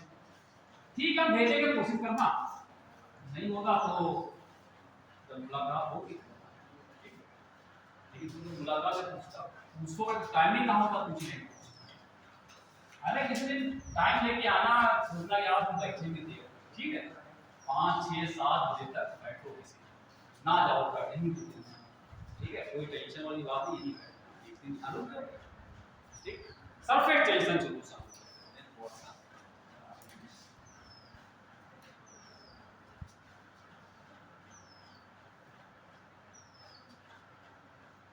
इसका मैं एक एग्जांपल बताऊंगा, एक हम उदाहरण देते हैं उससे समझें। जैसे एक आपके पास हम कहें कि एक कुछ इस तरह का या किसी ऐसे मान लीजिए एक रेक्टेंगुलर फ्रेम बना हुआ, एक फ्रेम या एक वो देखा तुम लोगों ने जो बाहर जो गुब्बारे वाले बेचते हैं, मेले में देखते हैं ना कि वो एक कुछ सोप बबल्स टाइप के होते हैं, उसको उसमें पानी डालते हैं, वो ऐसे उड़ाते हैं, होता है ये लिया वो ऐसे नहीं होता, बबल्स उसमें निकलते हैं उसमें। तो ये फ्रेम टाइप का ऐसा मान लीजिए, ऐसा फ्रेम बना हुआ, ठीक है एक फ्रेम हमने मान लिया कि एक मेटल की रॉड पतली पतली ये रॉड है या एक वायर ले लिया, एक वायर को ऐसे लेके फ्रेम बना, है ना, चाहे रेक्टेंगुलर बना लीजिए और चाहे आप इसको ऐसे सर्कुलर बना लीजिए, और इसको बना करके आप इस घर में साबुन होता है ना, सोप वगैरह होता है, घोल बनाया उसमें रखा और उसको निकाल लिया, ऐसे निकाला तो क्या होगा, इस पे फिल्म बनती है, मतलब सोप की फिल्म बनी, फिल्म वाली नहीं देखने वाली पिक्चर वाली फिल्म, ठीक है सोप की है यहाँ पे फिल्म बन गई, ठीक। अब एक काम ये करते हैं कि इसके ऊपर एक धागा लीजिए, थ्रेड, उस धागे को आप थोड़ा सा गांठ लगा के उसको लूप बना दो सर्किल टाइप का, और उस पे ले आके मानो ऐसे करके आपने या इसके ऊपर रख दिया आपने ऐसे, तो जैसे इसको रखोगे वैसे रखा रहेगा ये, ठीक है। लेकिन अगर आपके पास थोड़ा सा कुछ एक वो लिए पिन टाइप, इन लोगों के पास होता है बालों में लगा, ठीक है पिन लिया और अंदर की पिन को तोड़ दिए, अंदर वाली पिन को तोड़ दिए, तो क्या होगा, तब ये जो होगा जो अंदर जो बना हुआ था, जो पहले जो इरेगुलर टेप के साइड का रखा था इरेगुलर था, तब ये सर्किल के शेप में ऐसे आ, ये खींच जाता, ये खींच जाता, समझे क्यों खींचा, क्योंकि इसका वजह ये होता है कि जो फिल्म थी तनाव, जो सरफेस है लिक्विड की फिल्म थी, तो लिक्विड की जो सरफेस होता है, जो सरफेस टेंशन की हम बात कर रहे हैं, ये लिक्विड की सरफेस की प्रॉपर्टी, अंदर की नहीं, लिक्विड के अंदर की बात नहीं हो रही, सिर्फ उसकी सरफेस सतह की बात, जो हमने फिल्म बनाई थी वो सरफेस थी, तो लिक्विड की सरफेस पे एक तनाव होता है, टेंशन मतलब ये नहीं कि वो टेंशन आपका टेंशन यार बहुत काम करना ये वो टेंशन नहीं, उसके बाद टेंशन कैसा है, वो चाहता है कि अपनी सरफेस को कम से कम करना, उसके पास खाली एक ही टेंशन है कि वो अपने सरफेस के एरिया को कम करना चाहता है, जैसे तैसे कम कर ले, बढ़ाना नहीं चाहता, वो बहुत ही संतोषी टाइप का पुरुष है, संतोषी पुरुष नहीं होते हैं कि हम कम में विश्वास रखते हैं, हमें कम में विश्वास, ज्यादा नहीं बढ़ना चाहता, हम कम से कम सरफेस एरिया, ठीक है। तो पहले नहीं कर रहा था, तो जैसे आप इसको अंदर से फोड़ा तो क्या होगा, अंदर की फिल्म तो जीरो हो गई, बाहर की फिल्म थी वो खींचेगी बाहर, इसको एरिया कम करना है, तो एरिया कम कैसे करेगा, तो एरिया कैसे, यहाँ तक तो फिल्म बनी थी, तो एरिया कम, ये यहाँ से खींचेगा बाहर, चारों तरफ से ये इधर से खींचा, ये खींच करके ऐसा आ गया, मतलब ये हर तरफ से इस पे फोर्स लग रहा है, खींच के इसको बाहर, यही सरफेस टेंशन कि फिल्म जो लिक्विड होता है उसकी सरफेस पे एक टेंशन होता है, जिससे वो अपने सरफेस को कम से कम करना चाहता है। अब कहोगे पहले क्यों नहीं कर रहा था, पहले भी कर रहा था, पहले कर रहा था, लेकिन पहले क्या था, जैसे ये यहाँ पे थ्रेड रखा हुआ था, तो इस थ्रेड पे इधर भी फोर्स लग रहा था, इधर इसके दोनों तरफ फिल्म थी ना, तो ये वाली फिल्म भी कम करना चाहेगा, ये भी कम कर रहा था, दोनों कम करना चाह रहे थे। अब दोनों कम करेंगे तो क्या होगा, ये इधर फोर्स लगा, इधर फोर्स लगा, तो दोनों फोर्स कैंसिल हो रहे थे, तो ये जीरो तक तो जैसे था वैसे रखा था, अब जैसे उसको रख दिया वैसे खड़ा हुआ, उसमें कोई फोर्स ही नहीं था। लेकिन बाद में क्या किया, अंदर वाली फिल्म को आपने हटा जीरो कर दिया, बचा कौन सा, बाहर की फिल्म बची, तो बाहर वाला फोर्स लगा था वो खींच के इसको ऐसा कर दिया। अब देखो होता क्या है, कहो कि ये सर्किल ही क्यों बनता है, ये सर्किल ही क्यों बना, कुछ ऐसे क्यों नहीं बन गया, जैसे ये है ये रेक्टेंगुलर क्यों नहीं बन गया, सर्किल ही क्यों बनता है। तो उसका एक आंसर ये है, होता क्या है कि जैसे आपने थ्रेड था, थ्रेड की जो लंबाई तो सेम थी,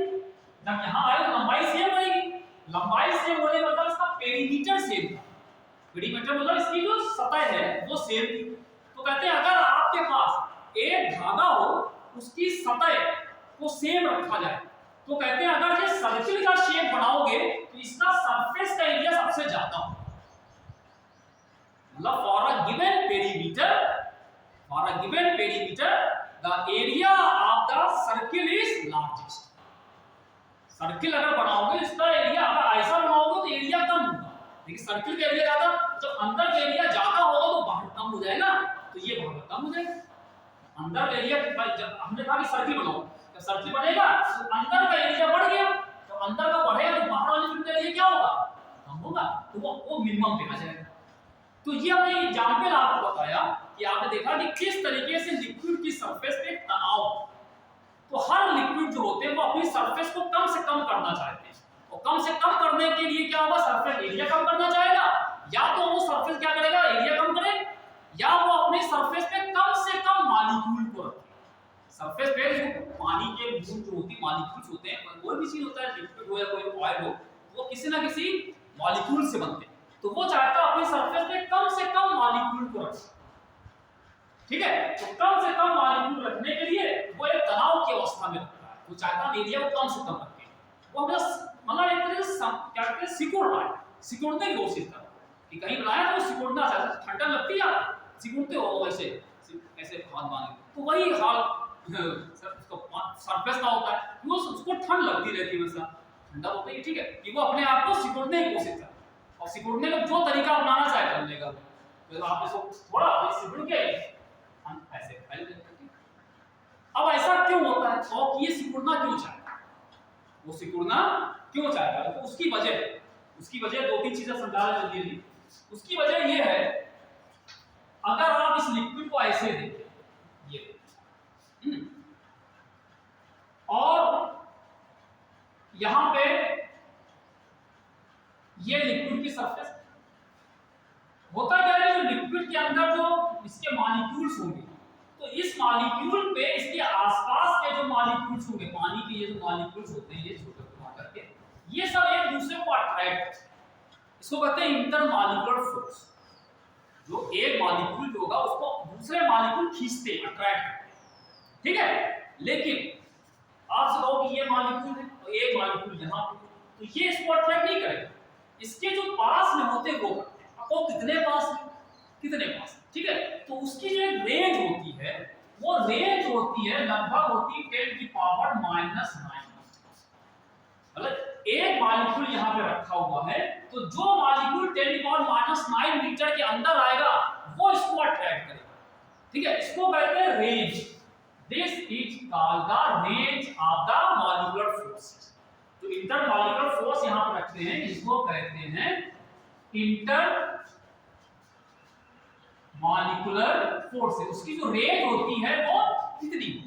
अब देखो, अगर आपसे कहा जाए एक मॉलिक्यूल यहां पे, तो इसको सेंटर मान करके 10⁻⁵ मीटर की रेडियस का एक स्प्रेडशीट दीजिए यहां पे। अब इसके अंदर जितने भी मॉलिक्यूल्स आएंगे वो इसके अंदर ही आएंगे, तो वो सब एक दूसरे को अट्रैक्ट करेंगे। आपने क्या 10⁻⁹ मीटर का एक रेडियस का स्फीयर खींचा, अब इसके अंदर जो भी जो मॉलिक्यूल यहां पे होगा वो तो 10⁻⁹ से ज्यादा हो जाएगा, इस पे फोर्स नहीं लगेगा, जो अंदर होंगे वो फोर्स लगाएंगे, तो ये जो मॉलिक्यूल होगा इसको चारों तरफ से फोर्स लगेगा, तो रिजल्टेंट फोर्स क्या हो गया, 0। इसका मतलब ये 0 रहेगा, इसमें कोई टेंशन नहीं है, ये हमेशा फ्री है, ठीक है। अच्छा, अब हम लोग यहां पे आए, हमने क्या किया, एक मॉलिक्यूल यहां पे ले लिया, एक मॉलिक्यूल यहां ले लिया, और एक मॉलिक्यूल यहां ले लिया, और एक मॉलिक्यूल यहां, 3 है, और एक मॉलिक्यूल है, ये ए मॉलिक्यूल था, ये बी मॉलिक्यूल है, ये सी है, और ये जो खींचा गया है ये भी 10 की पावर -9 मीटर, ठीक। अब जरा जो यहां पे होगा उसके लिए क्या होगा, ये दूरी कितनी 10⁻⁹, यानी कि इसको सेंटर मान के अगर हम रेडियस का स्फीयर खींचेंगे तो वो स्फीयर तो कि 10⁻⁹ वो यहां से पास होगा, वहां से पास होगा। इसका मतलब इसके ऊपर भी चारों तरफ फोर्स लग रहा है, बराबर लग रहा है, इसकी कंडीशन सी कंडीशन बराबर है, यानी इसमें कोई फोर्स नहीं, ठीक है। लेकिन जरा इसकी बात सी वाले ये क्या होगा है, अगर हम इसको सेंटर मान करके 10⁻⁹ मीटर का रेडियस का स्फीयर खींचे तो कैसे खींचेगा, 10⁻⁹ यहां पर है, जब इसको खींचोगे तो क्या होगा, इसका कुछ पार्ट जो होगा बाहर निकलेगा, कुछ इसके अंदर। इसका मतलब क्या हुआ कि ये जो सी वाला मॉलिक्यूल था उसको जो फोर्स लग रहा है, यहां वाले मॉलिक्यूल फोर्स लगा रहे हैं, मतलब नीचे की तरफ फोर्स ज्यादा है। ऊपर तो ये तो खाली हो गया, हवा आ गई, यहाँ पे मॉलिक्यूल ही नहीं है, तो ऊपर वाला फोर्स कम हो गया, नीचे फोर्स ज्यादा है। इसमें क्या था, चारों तरफ बराबर फोर्स था, वो फोर्स 0, यहाँ बराबर फोर्स 0, लेकिन इसमें क्या होगा, नीचे वाले पार्टिकल ज्यादा है, वो ज्यादा इसको इधर खींचेंगे, ये खींचेंगे, ये खींचेंगे, ऊपर वाले कम है, तो इसमें रिजल्टेंट फोर्स लगेगा किधर, नीचे की तरफ। मतलब ये वाला मॉलिक्यूल पे सी पे फोर्स लग रहा है, जो तनाव में है वो नीचे आ, वो नीचे आना चाहिए, वो ऊपर नहीं आना चाहिए, वो नीचे आना चाहिए। फिर इसी तरीके से जो सरफेस में खाली जो ठीक सरफेस, उस पे क्या होगा, जब यहां पे खींचोगे तो स्फीयर देखो ऐसा होगा, ये हाफ नीचे हाफ ऊपर। इसका मतलब क्या होगा, इस पे ऊपर वाला तो कुछ है ही नहीं, इसका मतलब क्या होगा, सबसे ज्यादा फोर्स पे नीचे ये लगा, क्योंकि इस पे क्या होगा, ऊपर कुछ है ही नहीं, सारे पार्टिकल नीचे लग रहे, तो इस पे सबसे ज्यादा फोर्स नीचे लग रहा, ठीक है। इसका मतलब क्या होगा, जो पार्टिकल इसके बीच में आते हैं, इसके बीच में 10⁻⁷ के बीच में, उन पे कुछ फोर्स लगते हैं जो नीचे खींच रहे हैं, ठीक है। तो अगर ये जो नीचे फोर्स लगेगा, तो अगर इस पार्टिकल को नीचे से ऊपर आप ले जाना चाहो तो क्या होगा, हमें नीचे वाले फोर्स के अपोजिट फोर्स लगा के ले जाएंगे, यानी हमें कुछ वर्क करना पड़ेगा, हमें वर्क करना पड़ेगा, और वो जो वर्क हम काम करेंगे वो कहां जाएगा, वो एनर्जी के रूप में यहां स्टोर है। यानी कि जो सरफेस से मॉलिक्यूल होते थे वो नीचे से उठ के ऊपर आए, और जब नीचे से उठ के आए होंगे, अगर यहां से उठ के आया होगा बीच में, तो उसको लाने पे जो भी इसने इसको लाया होगा उसने कुछ काम किया होगा, वर्क किया होगा,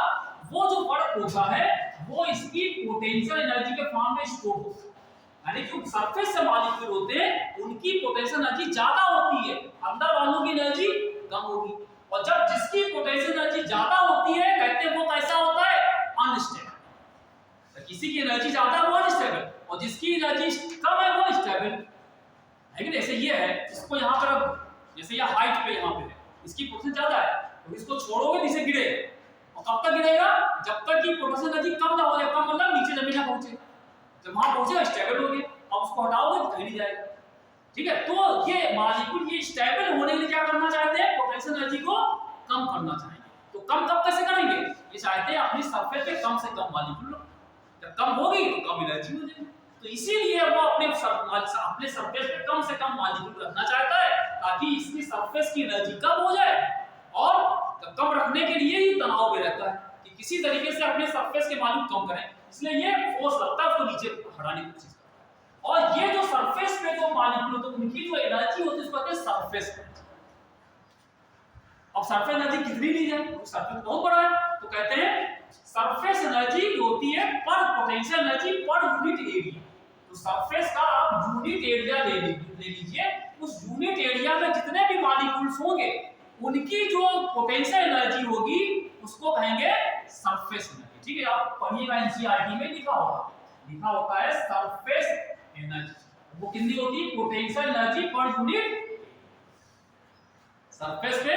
यूनिट एरिया की जो पोटेंशियल एनर्जी होती है उसको कहते हैं इसकी सरफेस एनर्जी। समझ लो ना, क्या समझ लो ना, है रोजा होगा है रोजा, ठीक है। तो भाई ये इसी वजह से ये अपनी सरफेस पे कम से कम मॉलिक्यूल को रखना चाहता है, इसलिए टेंशन होगा। अब देखो सरफेस टेंशन निकालते कैसे, उसका एक फॉर्मूला ये होता है, अगर ये लिक्विड की सरफेस ले ली जाए, मान लो ये लिक्विड की सरफेस है, जैसे फिल्म है या फिल्म थी या कोई थी, आपने क्या किया, मान लो यहाँ पे कोई एक लाइन खींच दी जाए, भाई पानी में लाइन तो ना खींच दो, हम इमेजिन करो, ये इमेजिनरी कर सकते, पानी में लाइन खींचते हो कभी, कहाँ खींचोगे, लेकिन हमने मान लो यहाँ पे एक लाइन खींची है और इसकी लंबाई है वो l, तो अभी हमने बताया अगर लाइन खींची होगी तो क्या होगा, इधर का जो एरिया होगा वो चाहता कम हो जाए, ये भी कम हो जाए। तो कम करने के लिए क्या होगा, ये इस पे एक फोर्स लगा रहा हो और ये वाला भी इधर फोर्स लगा, ऐसा थ्रेड में देखा था हो सकता है।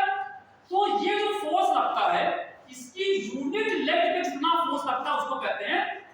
Surface tension. ठीक है, मतलब क्या होगा, force on unit force acting per unit length of an imaginary line. Force acting per unit length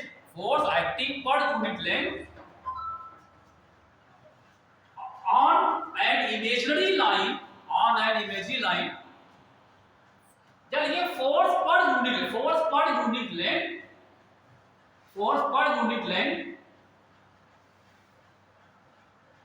at an imaginary line drawn on the surface of the liquid।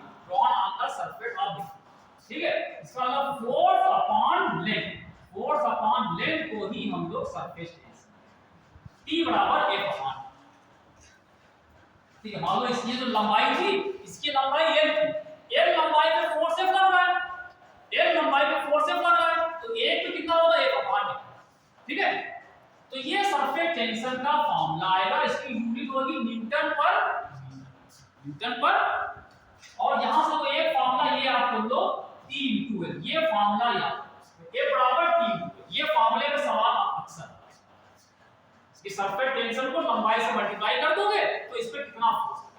ठीक, एक तो ये फार्मूला है, सरफेस टेंशन के दो form, एक तो ये बराबर ये फोर्स के टर्म्स में,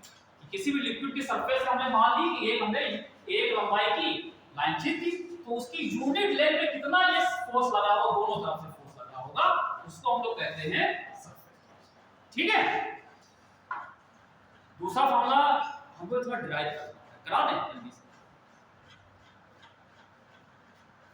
करा दें, है ना, करा दें। एक बहुत अच्छा, थोड़ा सा डेरिवेशन से बोलिए, बहुत अच्छा सा डेरिवेशन है, उसमें एक कंसेप्ट भी समझाना आपको, वो बता देते हैं। फिर अभी ये निकाला, दो लाइन में हो जाएगा उसमें देगा। ठीक है, अगर तुम वहां जा सकते हैं, अब तुम जाना तो मैं सबसे ज्यादा बोलो ना, हो जाए तुम्हारा,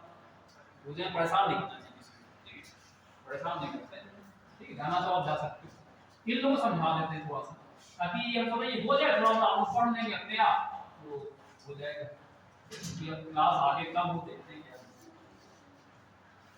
जो हमने कहा कि ये एक रेक्टेंगुलर शेप का बना हुआ फ्रेम, जैसा भी फ्रेम बनाया था हमने वैसा फ्रेम बना हुआ, और इस फ्रेम पे हमने क्या की, एक फिल्म बना दी, और ये क्या चीज है, ये यहाँ पे एक स्लाइडिंग, एक यहाँ पे रॉड टाइप की, ये फ्रेम बना हुआ, और एक यहाँ पे रॉड है, मतलब पतली सी ये भी वायरी है, लेकिन ये कैसा, ये इसके ऊपर स्लाइड कर सकता है, आगे पीछे चल सकता है, और इस पे ये लिक्विड की कोई फिल्म बनी, ये फिल्म। अब क्या होगा, अभी हमने बताया कि ये फिल्म क्या चाहता है, अपना सरफेस एरिया कम करे, तो कम करने के लिए क्या करेगा, ये संकुचित होना चाहेगा, सिकुड़ेगा, तो सिकुड़ेगा, कैसे सिकुड़ेगा कि स्टेट फोर्स सब पे फोर्स लगाएगा, ये तो टाइट है, तो करे ये स्लाइड कर सकता है, तो क्या होगा, इस पे भी फोर्स इधर लगाएगा, तो इस पे एक फोर्स ये इधर का लगा रहा होगा ऐसे। ठीक है, और ये जो है इसकी लंबाई हमने L मान ली, ये लंबाई L। तो देखो जो फोर्स यहाँ पे लग रहा होगा, अभी हमने बताया कि सरफेस टेंशन की वैल्यू अगर T है तो F अपॉन L होगा, उस हिसाब से जो फोर्स यहाँ पे लग रहा है F बराबर क्या होगा, T * L, इतना फोर्स यहाँ पे लग रहा है। अगर हम इसको वायर को फ्री छोड़ दें तो ये इसको खींचते यहाँ पे ले आएगा और चिपक जाएगा, क्योंकि इसको एरिया कम करना है, तो रोकने वाला है नहीं, कम करना है, लेकिन इसको बराबर करने के लिए हम चाहते ना वहां जाए, हम क्या करेंगे, इसको इधर से एक फोर्स हमने क्या किया, कितना फोर्स लगाएंगे, इतना ही फोर्स लगाएंगे ताकि ये इक्विलिब्रियम पे रुका है। ठीक है, अब मान लो जो फोर्स हमने लगाया था वही फोर्स लगा करके इसको हम कुछ दूर तक, यहां से यहां तक पहुंचा, यहां से कितना, डेल्टा H दूरी तक पहुंचा दिया। हमने जो फोर्स लगाया था वो वो धीरे धीरे खींच रहे हैं यहाँ, मतलब ऐसे खींच रहे हैं या बाहर वाला फोर्स अंदर वाले फोर्स के बराबर होगा इक्विलिब्रियम में। तो यहाँ से यहाँ ले गए, तो बताओ जब यहाँ से यहाँ हम ले जाएंगे, यहाँ से यहाँ ले जाएंगे तो फोर्स F लगाएंगे और डिस्प्लेसमेंट कितना होगा डेल्टा S, कितना वर्क होगा, कितना हम वर्क करेंगे F इंटू होगा। अच्छा एक चीज ये बताइए, अभी आपको जो एक कंसेप्ट है वो समझिए। जब फिल्म बनती है, ये वाली फिल्म की बात करते हैं, ठीक है, वाली फिल्म नहीं जो बनती है वो तो रोज बनती रहती है, ये फ्रेम के ऊपर फिल्म बनी हुई, तो कहते हैं जो फ्रेम होगा उसको जब रॉड लगाओगे ऐसे बनेगी, जैसे आपने क्या किया कुछ इस तरह ऐसे फ्रेम बना होगा, ऐसे जब फ्रेम बनेगा तो इसकी थोड़ी जो वायर होगा इसमें थोड़ा सा डायमीटर होगा, थोड़ा चौड़ाई होगी थोड़ी, ठीक है। जब फिल्म बनेगी तो एक फिल्म ऊपर बनती है नीचे, दो फिल्म बनती है हमेशा। जब फिल्म की बात करेंगे हमेशा याद रखो दो फिल्म हमेशा, तो एक ऊपर एक नीचे, तो जो ऊपर वाली फिल्म होगी वो भी फोर्स लगाएगी, नीचे वाली फिल्म वो भी लगेगी। तो यहाँ पे जो फोर्स होगा वो दो फोर्स आएंगे, एक ऊपर वाली फिल्म में लगेगा और एक नीचे। तो जब भी फिल्म की बात की जाएगी वहां पे वो पतली फिल्म नहीं होगी, वो थोड़ा चौड़ी होती है, ऊपर इसकी दो लेयर्स होती है, एक अपर लेयर एक बॉटम, अपर एक नीचे, ठीक है। तो ऊपर वाली फोर्स इधर लगा है, दो फोर्स आएंगे, तो इस हिसाब से हमको जो बाहर से फोर्स लगाना पड़ेगा वो हमको 2F लगाना पड़ेगा, ठीक है। तो हमें जो वर्क डन करना पड़ेगा कितना होगा, वो हो जाएगा 2F। ये हमने काम किया, ये हमने, ठीक। अब यहाँ पे जो वर्क डन हुआ, यही जो वर्क डन होगा ये इसमें पोटेंशियल एनर्जी के रूप में स्टोर, यही क्या होगा स्टोर हो जाएगा। अब देखो यहाँ पे F की वैल्यू F बराबर कितना है, F बराबर T into L into delta X, ठीक, ये आ गया। अब यहाँ पे कितना होगा 2T और L इंटू डेल्टा X, और 2 को यहाँ लगा दो। L क्या है, L ये डेल्टा X ये क्या है वॉल्यूम।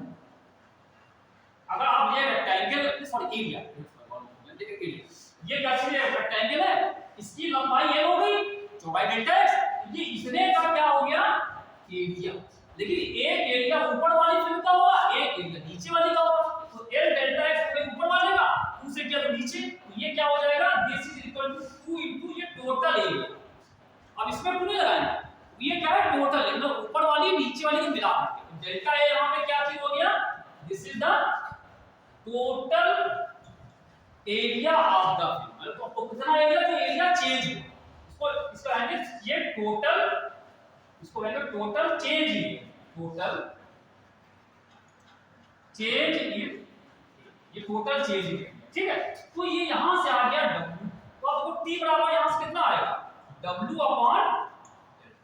तो एक फॉर्मूला है T बराबर क्या हुआ,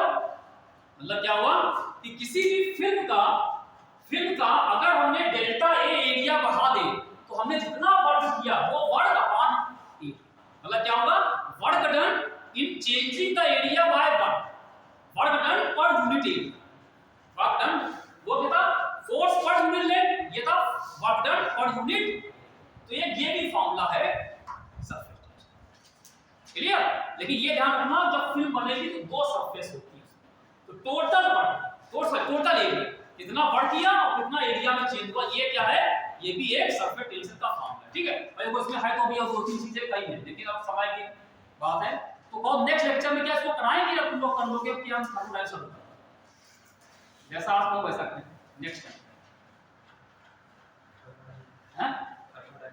ये भी कर लेना अपने, ठीक है। इसमें एक दो या तो ऐसा करेंगे नेक्स्ट लेक्चर पे हम दो तीन पॉइंट और बता देते हैं इसमें थोड़ा एक दो बताना, प्रेशर डिफरेंट एक्सेस प्रेशर वाला होता है, जो बबल्स होता है तो बबल के अंदर का प्रेशर ज्यादा होता है बाहर कम होता है, ये थोड़ा आपको आइडिया देना पड़ेगा, ठीक है। तो वो चलो आधे घंटे में उसको फिनिश कर देना, हाफ एन आवर में, फिर हम थर्मल वाला कनेक्ट कर देंगे, ठीक है। चलो उठना तुम लोगों को सवाल